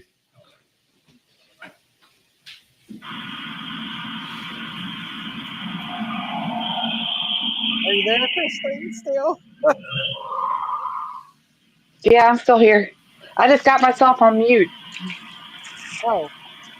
A little glitchy. Let's try. Sorry, my daughter come and got the grand pup. Where's baby? Oh, So she just came and got him. So what's going on here? They're still showing Leilani throwing the baby in the trash. well, they're just showing her turning, and they're not really showing too much of anything. They're just showing that they're just proving that she was there. Is from what we've seen so far. Oh, okay. All right. But she testified. She said that she was there, so I don't understand. But I guess they have to show that under a shadow of a doubt that she was there. But she tested. Oh, she didn't testify, but she said that she was there when Quinton went missing. So she can't retract it.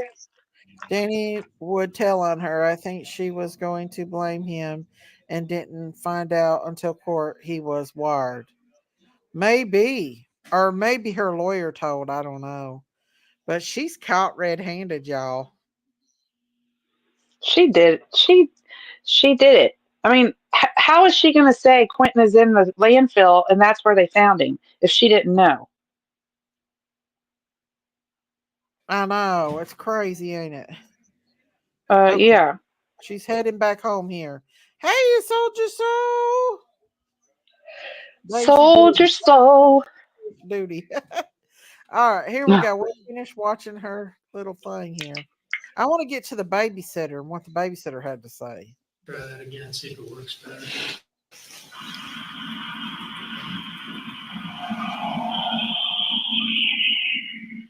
Oh, yeah, she's going back home now. Look at her. She dumped her baby. What time are we at here?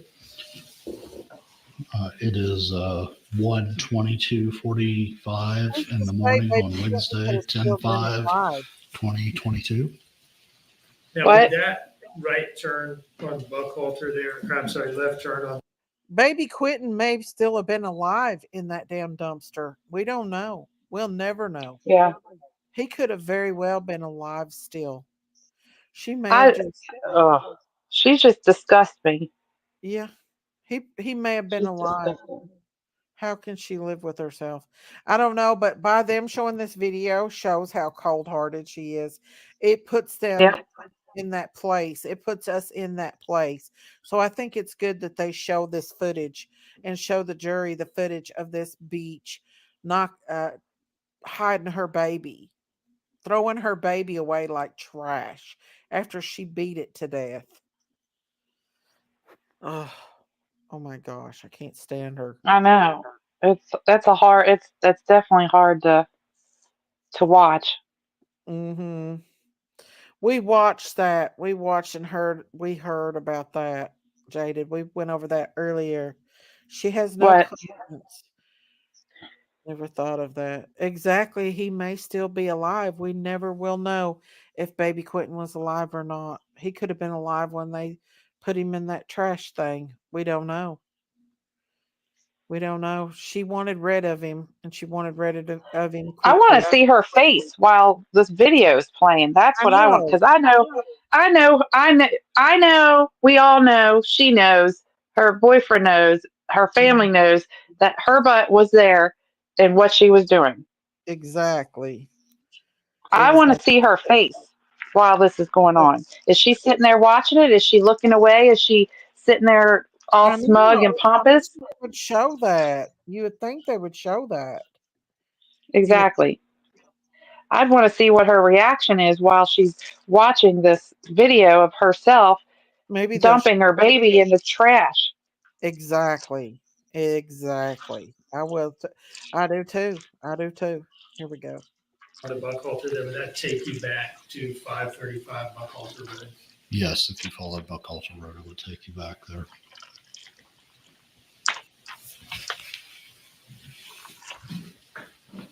One moment, please, John. Same old same place. Look at her. No further questions, John. She's writing down things like she's innocent. Yeah. Pisses me off. Look, She's look, probably over there playing tic-tac-toe. if he believes it, just Sergeant let Coleman, him how are you? do that. I'm doing well. How are you, sir? Good. Just got a couple of questions. You're more technologically advanced than I am. I don't know. Well, I call my daughter in college for computer help. So I understand. Oh, this ain't about you, in terms buddy. of collection of cell phone information, Yes, sir. my understanding is there's a computer program which you know how to operate. Yes, sir. I think your words were you plug it in and let the machine do its thing. Yes, sir. Okay.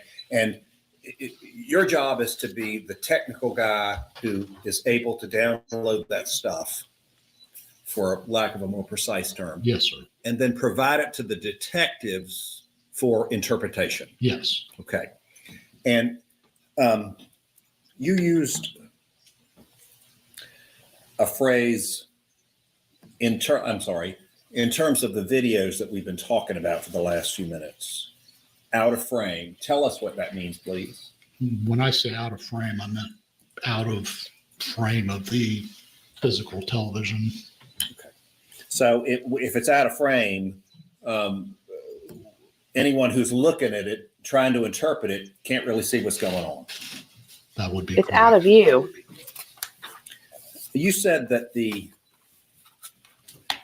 most of the video, at least that I think I watched, other than the references of where cameras were, the actual video of cars really moving and things was pretty dark.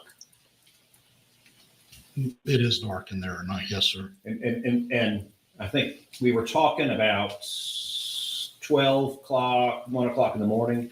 Yes, sir. Okay. And the vehicles that you've seen, at least the ones She's that already I saw, said and I she want you was to tell me if there. I'm wrong.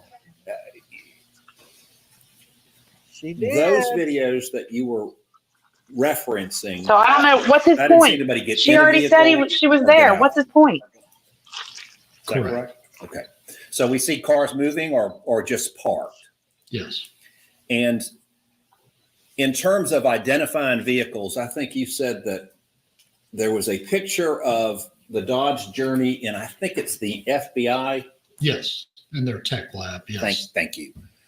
didn't want to call it the FBI garage. It basically is. What you actually said was that picture was consistent with the vehicle that we have seen some pictures of moving. I believe it to be. Okay. Consistent means kind of looks like it, but you can't be absolutely sure it's the same vehicle, can you? Oh my gosh, I can't take it.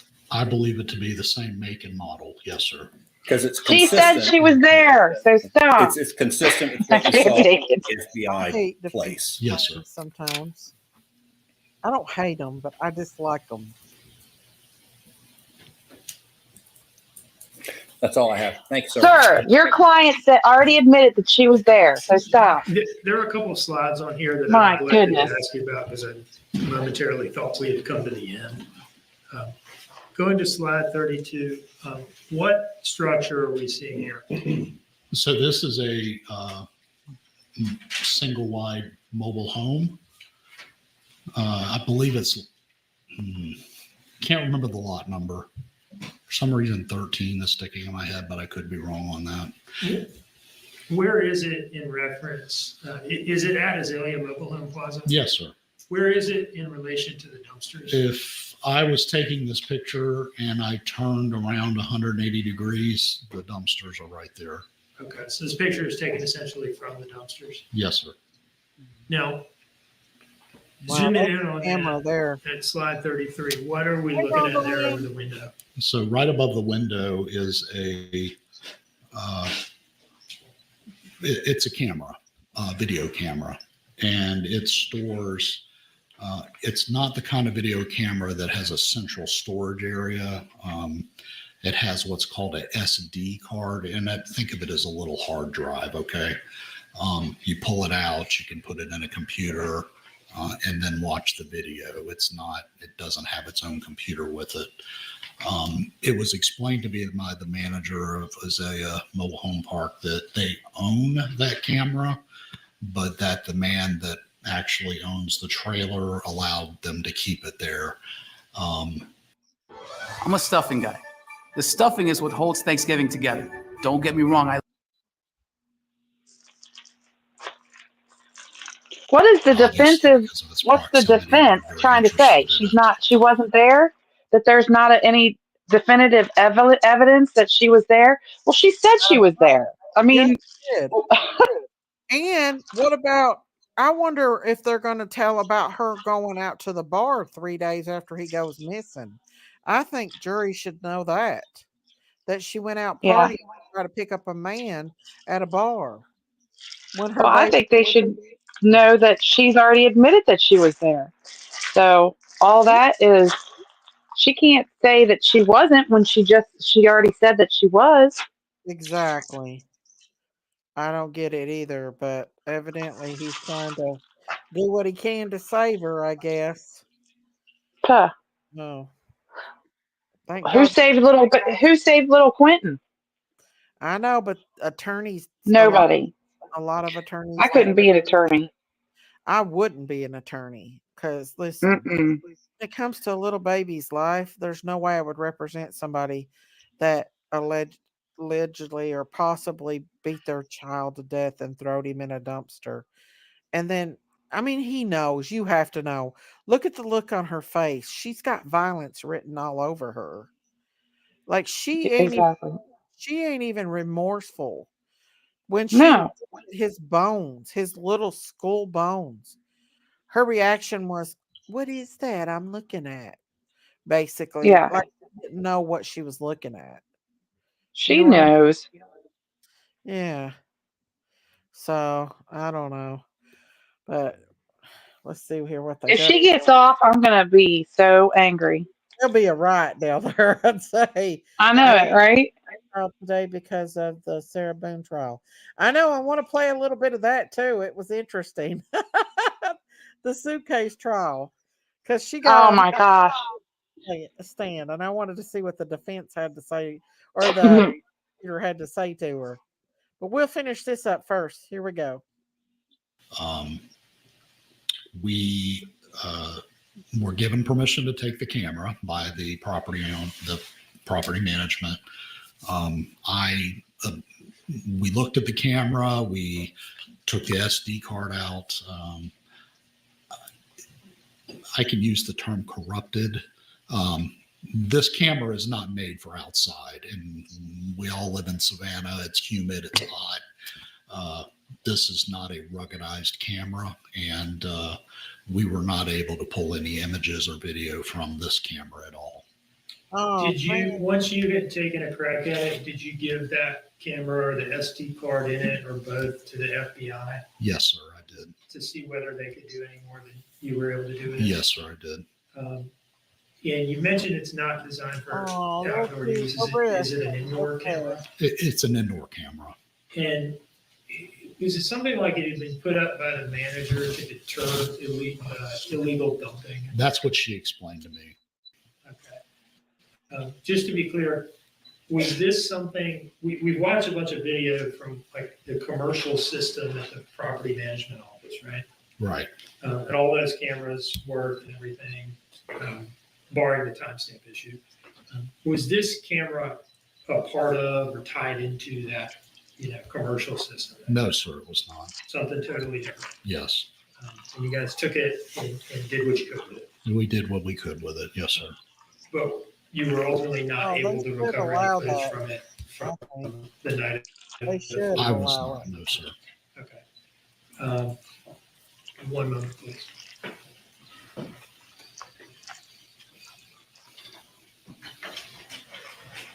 No further Allow it questions. anyway. Nothing further. Thank you, Sergeant. Yes, sir. When does the babysitter come on? What? I want to see the babysitter. I wanted to play the part where the babysitter testified. I want to see what her reaction was. Ooh, They said I wouldn't be able to earn a hang respected. on, let's get this over with. That's the room or the house layout here. This is the house layout right here. Which one was the baby's room? Hang I on, just can't stand to look at her. I can't either. Down below is when the dining room door opens and closes. This is the house. Actually, let's go back. Okay.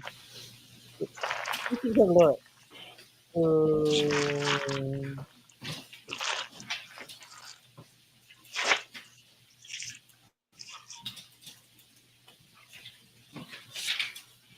Look at her, just looking away. Yeah, she don't Look at her attorney picking his nose. Oh my gosh, did you just see that? Rewind it, Daisy. Rewind it. Let me see. Her attorney was picking his nose. Look. Her attorney's a nose picker. Look, watch her. What is she looking? Now watch him. Not the one with the glasses, the other one. Watch him. He feels it in there. Look. Look! He's picking his nose! Oh my God. And he put the booger on the courtroom floor. He picked his nose. I can't. Oh my gosh. I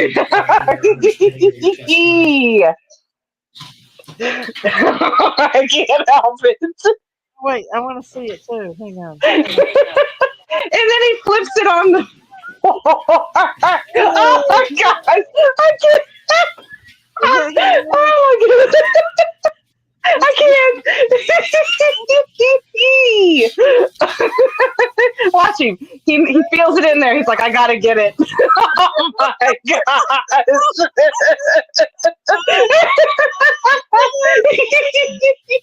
can tell it was. I can't.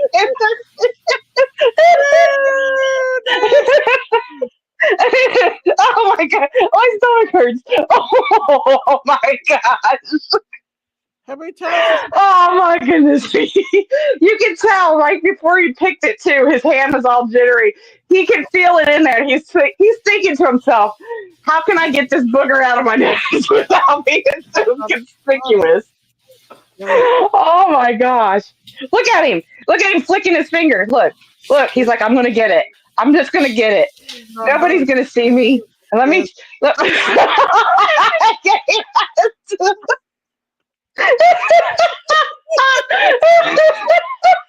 I'm sorry. I'm sorry.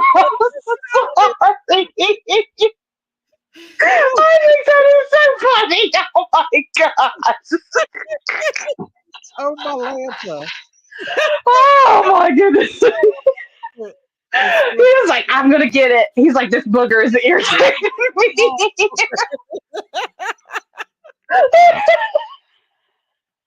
Oh my god. Oh my stomach. Oh my god.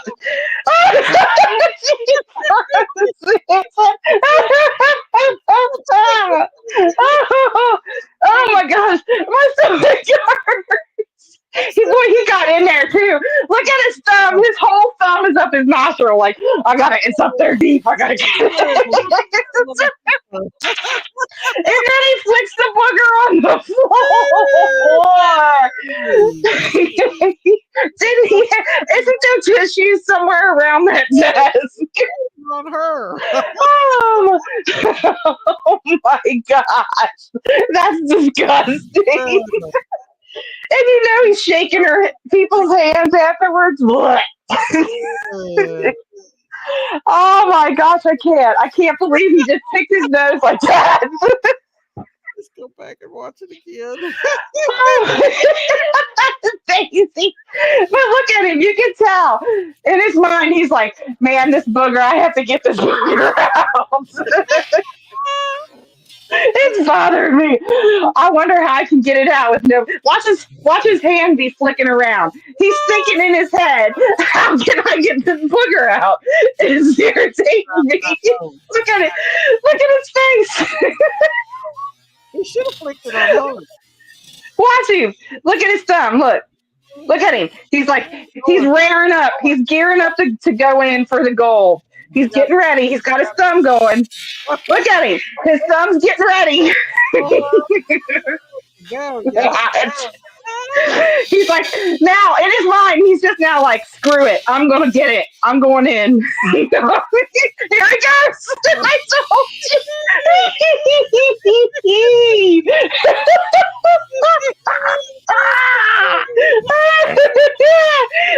Oh my God. He was in there. Now watch he flicked it. Watch he's flicking it on the floor. Yeah. She's got a booger picker for He's forever going to be known as the booger picker. At least he didn't eat it. Oh my gosh. Oh my god. The bailiff is over there like, oh no, they done got you on camera picking your nose.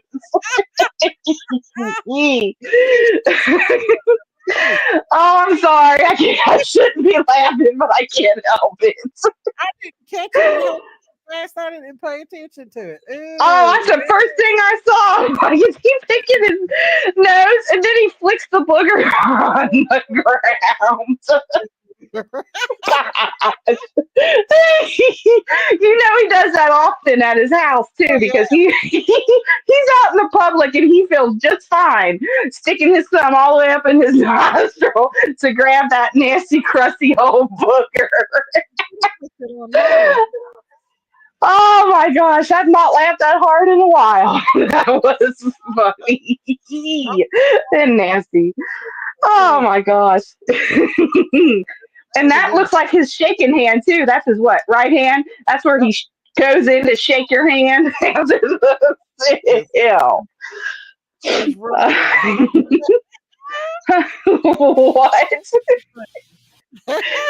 Oh, that's nasty.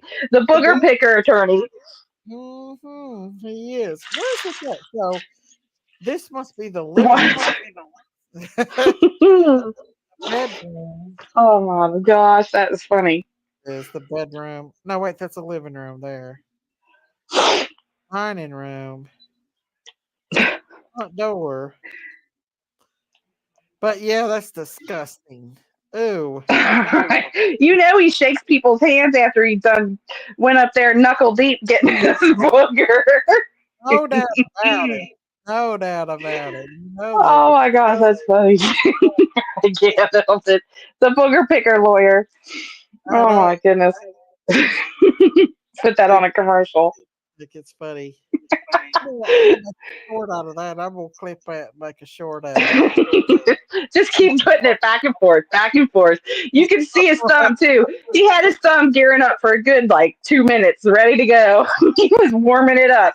Now, right now. Probably the only person that's noticed that. I can't help it.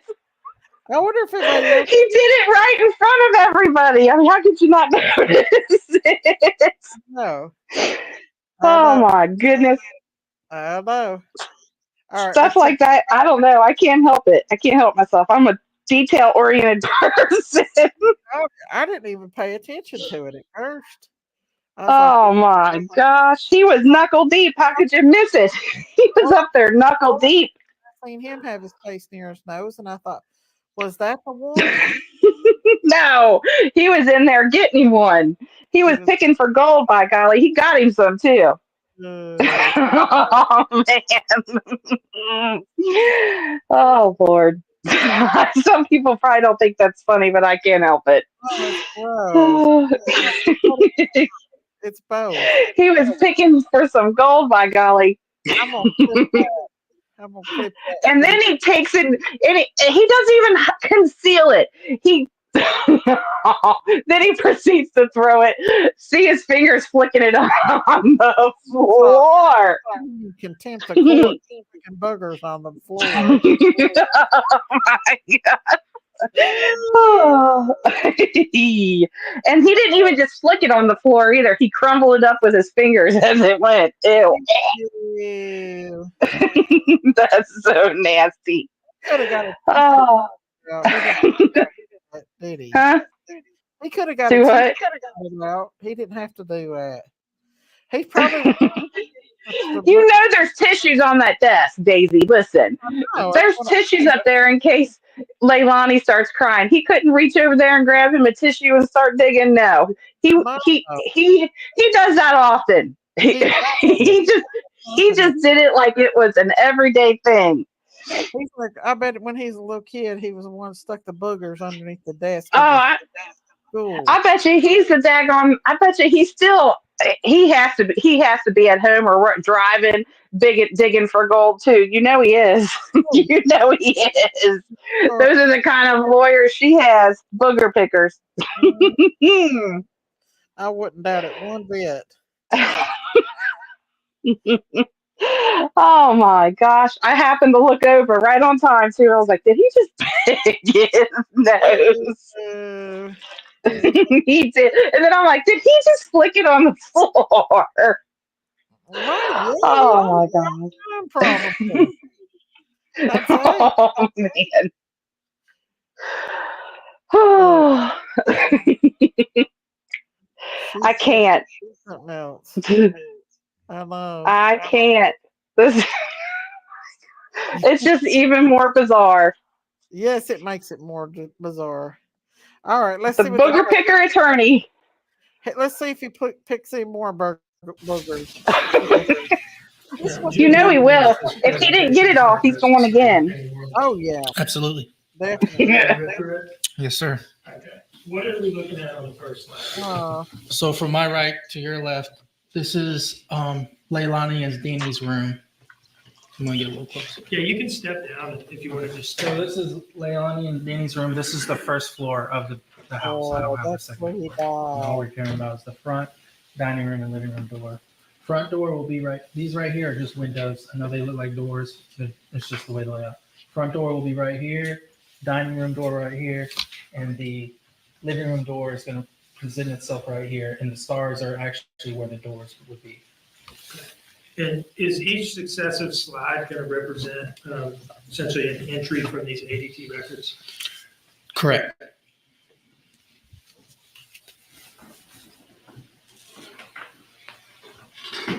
Now, the first entry, what is the date and time for this? For each of these, why don't you just tell us the date, time, and what door is showing activity and what that activity is. Okay. So we're on slide 2 here. Okay. So we're going to start with October 4th. This is going to be 4:16 p.m. Down below is when the dining room door opens and closes. Slide 3. It's October 4th at 4:28 p.m. The dining room is opening and closing. Slide 4. October 4th at 4:40 p.m. The dining room is opening and closing. Slide 5. October 4th at 4:43 p.m. The dining room is opening and closing. So still like mid to late afternoon at this point. Correct. Slide 6. At 5:29 on October 4th, the front door is closed. Now, can I presume from that there was an earlier entry showing that door being open but not closed? Yes, the presentation didn't go far back enough, but on the ATT records do reflect that the front door was opened prior and was not closed, and that's why it's just now showing a closed. Okay. Slide 7. On October 4th at 5:45 p.m., the dining room is opening and closing. Slide 8. At 17:52 on October 4th, the front door is opening and closing, along with the dining room doors opening and closing. Now, does this mean that these events happened at the exact same time, or does it mean something different? No, it happened within minute. It happened within the minute. The AT records does not break down seconds. Okay. So there will be repeated like front door opening and closing at some times. That's why it will reflect. There's further into the presentation, there'll be another slide like this, but it only would break down 5:52 between, 5:52 that both these doors open before 5:53 hit. And closed as well, right? Correct. Is it fair to say that where there's no special notation, that each of these stars represents the door opening and closing in the same entry? Yeah, so for the most part, a lot of the entries, we use basically the blinking star. It's common. You open the door, you close it right away because you're just going through. So just a blinking star means opening and closing. Okay. And does this presentation specify where a door is open but not closed? That is correct.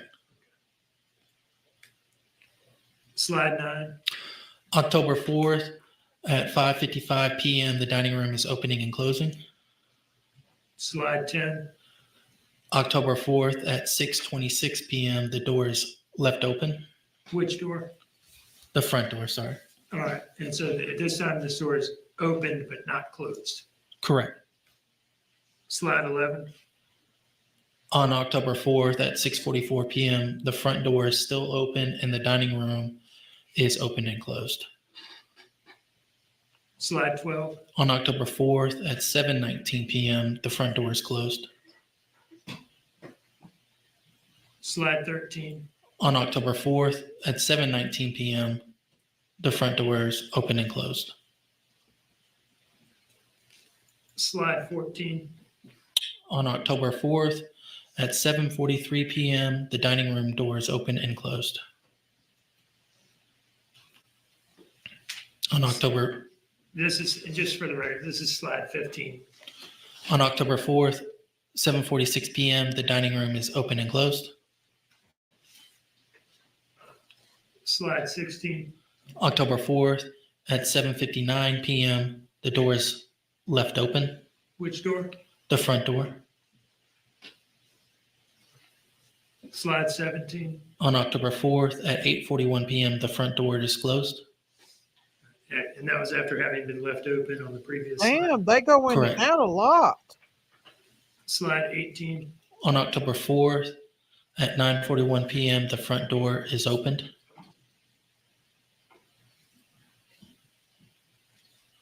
Slide 19. On October 4th at 10:11 p.m., the front door is closed.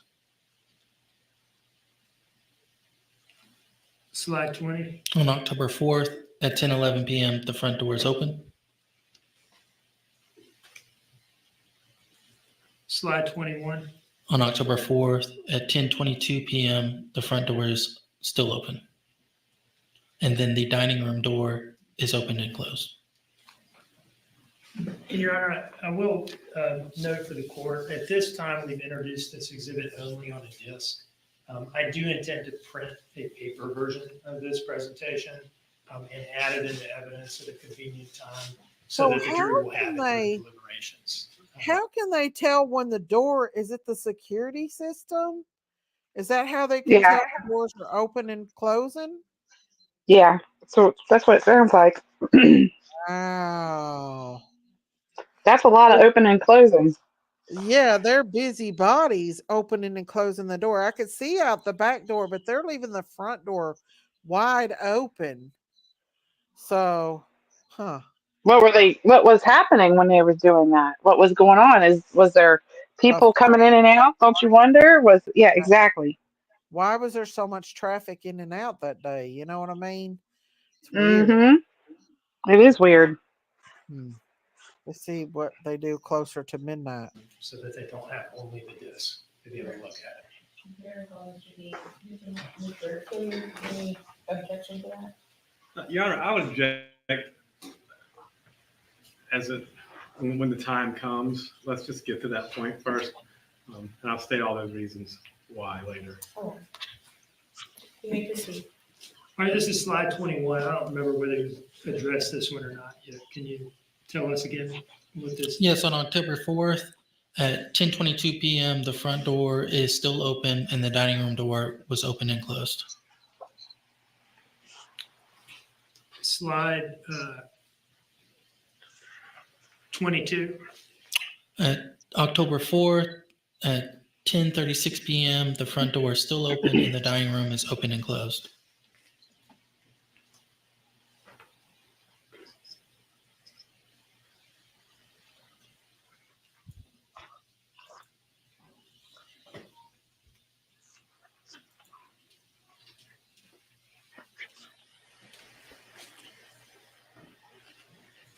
One moment, please, Your Honor.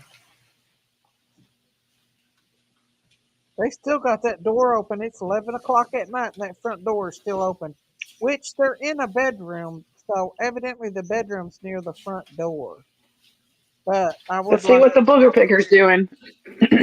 Oh. He's writing stuff down. I know.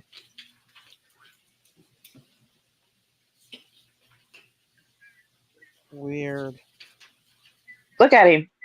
Look at his face. Did you see what he just did? He made a scrumple face. He had made a scrumple face. He's on my radar now, by golly. 86.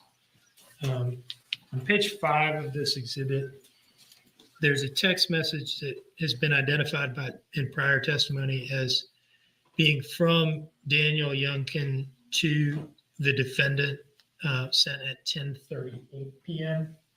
on October 4th. Can you read what that message says? It says Paul showed up and is going to bed. So would this opening of the dining room door seem to correlate with that? Paul is the brother. Yes, sir.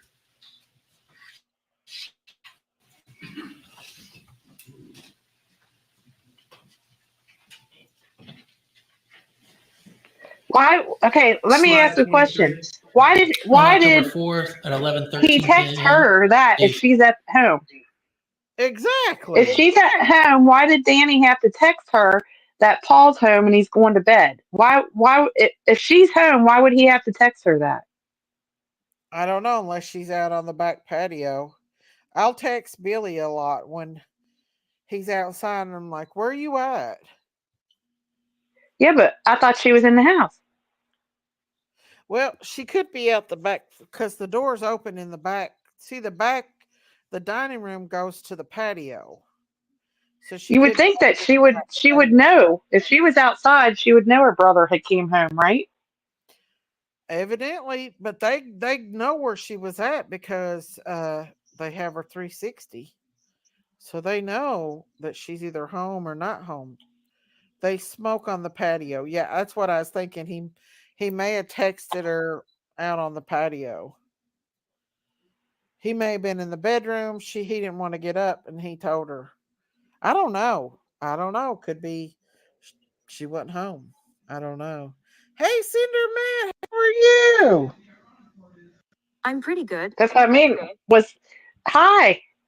Oh my god, sorry. Was Ain't was nobody talking was to you. was was that when Leilani was out doing what she had to do? She went to 204. Cindermint said she went to 204. Maybe that is when she went to 204. Mm-hmm. No. So Now, that if that's the time period, then that shows that she was gone and Danny was home. yeah, but Leilani, But but that Danny, also shows that Danny's awake. it does. But he said Uh-huh. on the witness stand that he went to sleep around 10 o'clock, 10:30. So And what time is this? this is around 10:30. Or no, it's 3. It's 23:13. So he lied. Exactly. Ding ding ding. Yeah, I think Danny lied too. Hey, Cindermint. We done busted him. Oh If yeah, I that's the think same Danny. day, and he texted her and said, whatever his name is home, he's going to bed. That says that Danny was awake and watching who was coming in and coming out. I mean, he's coherent enough to text Well, if her the and say, door's your wide brother's home open, going to he better bed. be awake. Leaving them doors wide open. Danny went Mm-hmm. to sleep about 11, right? Well, he said about 10:30 is what he said on the witness stand. But this is on 11:15. So he was still awake. Evidently. Mm-hmm. Evidently. All right, let's see what's And I going on. guess that's their point. Yeah, that he's lying. Yep. But she Mm-hmm. was out and about. Front door is She still was out and open, about and and he the was dining room is lying. open and closed. Yep. Slide 24. On October 4th at 11:58 p.m., the front door is closed. Slide 25. On October 5th of 2022 at 1 o'clock in the morning, the living room door is opened. Now, let me go back to the last slide, slide 24. What's the time on slide 24 and what door is active here? The front door is closed at 11:58 p.m. This is the living room door.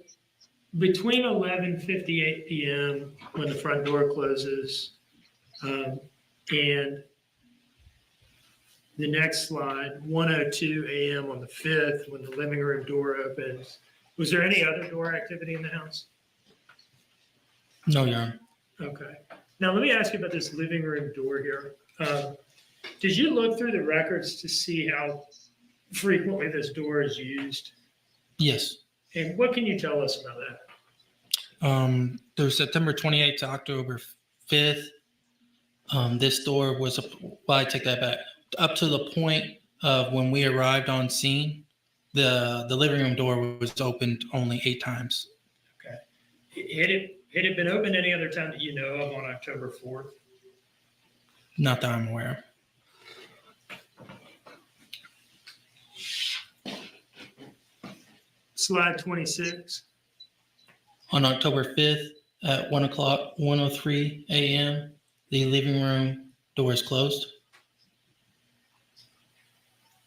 She took him out the living room because it's in the back of the house. Slide 27. He didn't go On through the October front of the 5th house. at 1:07 a.m., the dining room door is open and closed.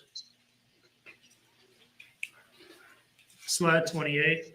October 5th at 1:10 a.m., the dining room door is open and closed. Slide 29. On October 5th at 1:26 a.m., the dining room door is open and closed. Slide 30. On October 5th at 1:39 a.m., the dining room is open and closed. Slide 31. On October 5th, 2 2:01 in the morning, the dining room door is open and closed. Okay, that right there proves that Danny was awake.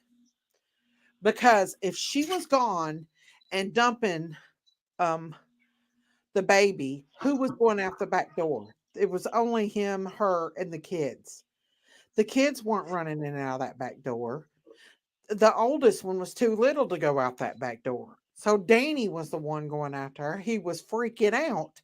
While she was going back and dumping that baby, he was freaking out, running outside smoking. Yeah, I was saying it's probably outside smoking. Paul was home. Well, then Paul knew. One of them knew. Somebody knew that she killed that baby. For them Yeah. to go in and out of that door like they did after she left. And see, any other time she was going out the front door, but this time she went out the back door, which leads to the back where the fence is. See, originally when Quentin went missing, I thought maybe he had drowned in the pool and they were trying to cover it up.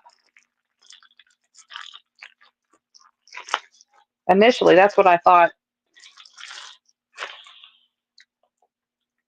Because apparently, obviously, Quentin got out often, or else he wouldn't be wandering the streets like he did.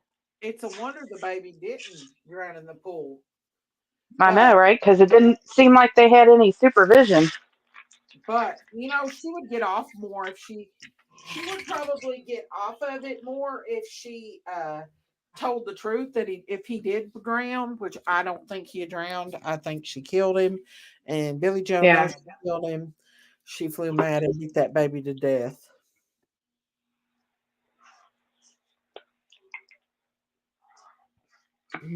I think you see it all the time. Slide 32.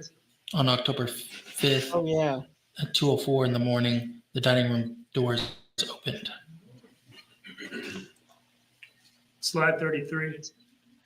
On October 5th, at 2:36 in the morning, the dining room door is closed.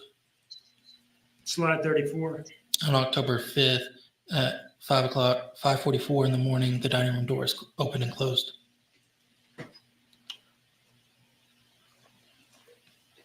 Slide 35. On October 5th, at 5:47 in the morning, the dining room door is open and closed.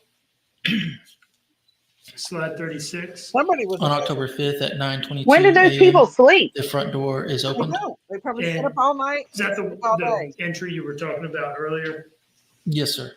The 9:22 opening of the door that would have been several minutes into the defendant's phone call to Daniel Youngkin? That is correct. Okay. Now, we've been going through this thing pretty quickly, but that door had been closed for many hours at this point, right? Correct.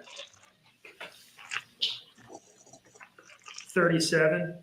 On October 5th at 9:30 in the morning, the dining room door is open and closed, and the front door is still open. So whoever opened that door at 9:22 left it hanging open.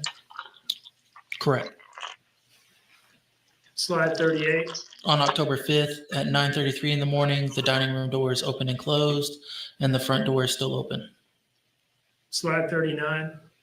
On October 5th at 9:36 in the morning, the dining room door is open and closed, and the front door is still open. And slide 40. On October 5th at 9:39 in the morning, the dining room is open and closed, and the front door is still open. And it's sometime not too long after that that the police show up. Yes, sir.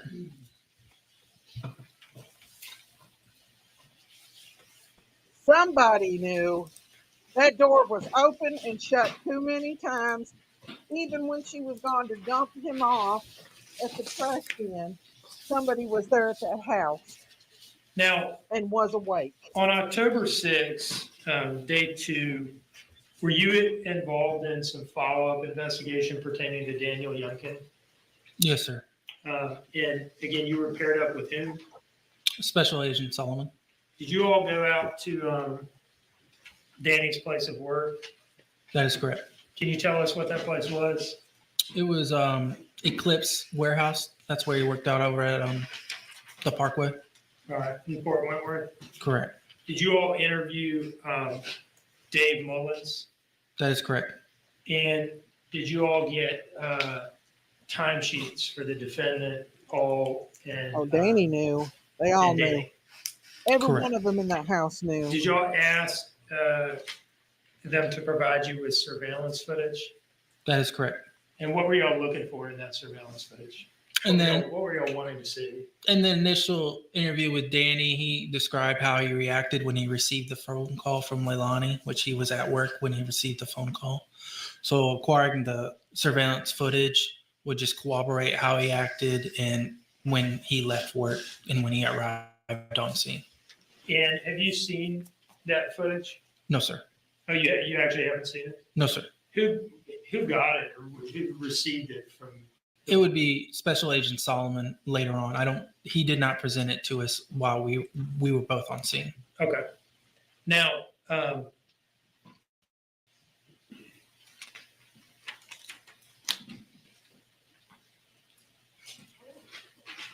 you were the point person for tracing the trash, I guess. Correct. Can you tell us about how you came to be assigned to do that? So initially, after we did the interview with Danny's boss, we all collaborated at the FBI headquarters, and basically everyone had assignments that day, and we brought back the knowledge that we had, and then we sat down at the table, and it was when Brad disclosed when Leilani visited her friend at Azalea that she never visited Leilani. So it drew up a red flag of why exactly did she go to Azalea Park if her alibi was speaking with Misty. Exactly. And so that's why we focused the next morning on the Azalea trailer park. So at the time of this meeting, Special Agent Snyder had already Look at her. Misty. Correct. Oh, yeah. Okay. Did y'all have at that point, were you aware of video footage from Azalea as well at that point? The video footage was recovered the next morning on October 7th. Okay. So is the interview of Misty alone made the dumpsters of interest to y'all? Correct. And did you then begin an effort to figure out where the trash in those dumpsters had gone? Yes, sir. And about what date are we at here where you started this project? And if you need to refer to your report, I'd like to get dates right here. That would be October 7th. They Okay, smell the so rat from the beginning. The day 3 of the investigation. Yeah, they're on Yes, her. sir. Right. Had those dumpsters been emptied by that point Yes, sir. between like the morning of October 5th and October 7th when you're beginning this project? Yes, those dumpsters were picked up the morning of October 5th. Okay. Sometime after daybreak, I guess. The dumpster, when they went to Azalea Mobile Park, he picked up those dumpers at 9:36 in the morning at Azalea Mobile.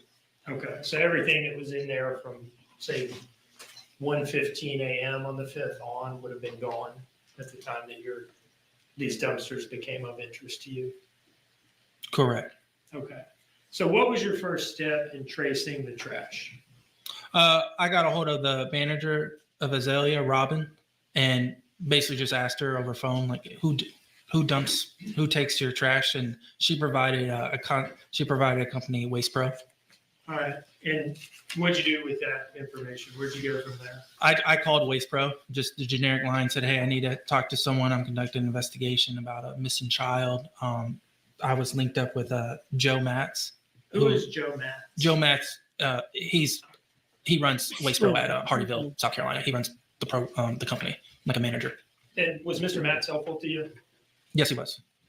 Was he able to tell you whether his company had, in fact, it had a truck empty those dumpsters on the morning of October 5th? Yes, sir. Was he able to tell you exactly which truck? Yes, sir. And was he able to tell you where that truck went? Yes, sir. And was he able to provide you with some documentation of all these Good things? thing they Yes. caught it Can early. you describe the documentation that he was able to give to you? He'll come in and testify about it in more detail, but can you describe? This detective is sharp. Yeah, so If the he driver if he arranged- acted gets that up his- quick. Mm-hmm. They smelled a rat from the beginning, didn't they? Yes, they did. we'll say route, and it's like a dispatch log. It's printed off. He receives it. the driver would just mark which one is still active companies, and he would follow that route. And it was just proven which place he stopped at during that day. And did that dispatch log or whatever it's called show that this particular truck had in fact serviced Azalea that day, October 5th? Yes. Okay. What was he able to tell you in terms of where that truck had then gone with the trash to dump it? He went to Waste Management Landfill off Little Neck Road. So once you had that information from Mr. Matz, what did you do with that? I contacted Bernard Johnson, who's basically the showrunner out there. He runs the landfill. I asked him if he would stop unloading the garbage he was receiving. Did you go talk to him in person? Thank God. Yes. And did you ask You him went over whether he that, could tell you Finger the general area? That where, detective was the truck on that it. you were concerned with Yes, he was. would have dumped its trash on the morning of October 5th? We already went over the wiretap thing on my last live last week. But yeah, he was on it. I'm gonna play a little bit more, then I probably need to jump off here because I got to get up early in the morning. Mm-hmm. But I'll definitely be on tomorrow evening covering more. And we'll do the what The babysitter. maybe Billy Joe will actually be on the witness stand tomorrow. It definitely will be tomorrow evening. But I love it when you come up here, Christine, because we can find booger pickers and stuff. Find the lawyers picking their nose. Maybe we'll find somebody doing something else that they shouldn't do. Mm-hmm. Oh, we'll catch it if they do. Uh-huh. Yes, we will. But I'm gonna play a little bit more, and then I'll probably have to jump off here. All right. Well, I'm gonna go ahead and go. Well, Christine, thank you for coming up. I love you, girl. I love you too. Love you guys in chat. Love you. Tomorrow, okay? Join me back tomorrow. I will. Okay. All right. Love you. Okay. Love you too. Bye. Bye. I'm gonna play a little bit more, and then I'm probably gonna jump off here too, y'all. Here we go. Yes. And was he able to give you that information? Yes, he went out there and pointed it out to us. Okay. Can you describe, just in general terms, the size and type of area that he was pointing out to you? I mean, it's a massive hill. I'd say, 100-yard incline, just straight up, not safe to walk on. That's pretty much. Did you then ask Mr. Johnson to stop routing trash to that particular area? I did. And was he cooperative with that? Yes. Did they reroute their operations to a different area of the landfill from that point in time? Yes, sir. What day was it that you were out there asking them to hit the brakes with dumping trash in that particular area? It'd be October 7th. That was October 7th that you met with them? Correct. And had garbage trucks been dumping trash in that area between October 5th and October 7th when you asked them to stop doing that? Yes. All right, so like a couple of days worth of trash then on top of Quinton. Correct. Thank God he did that.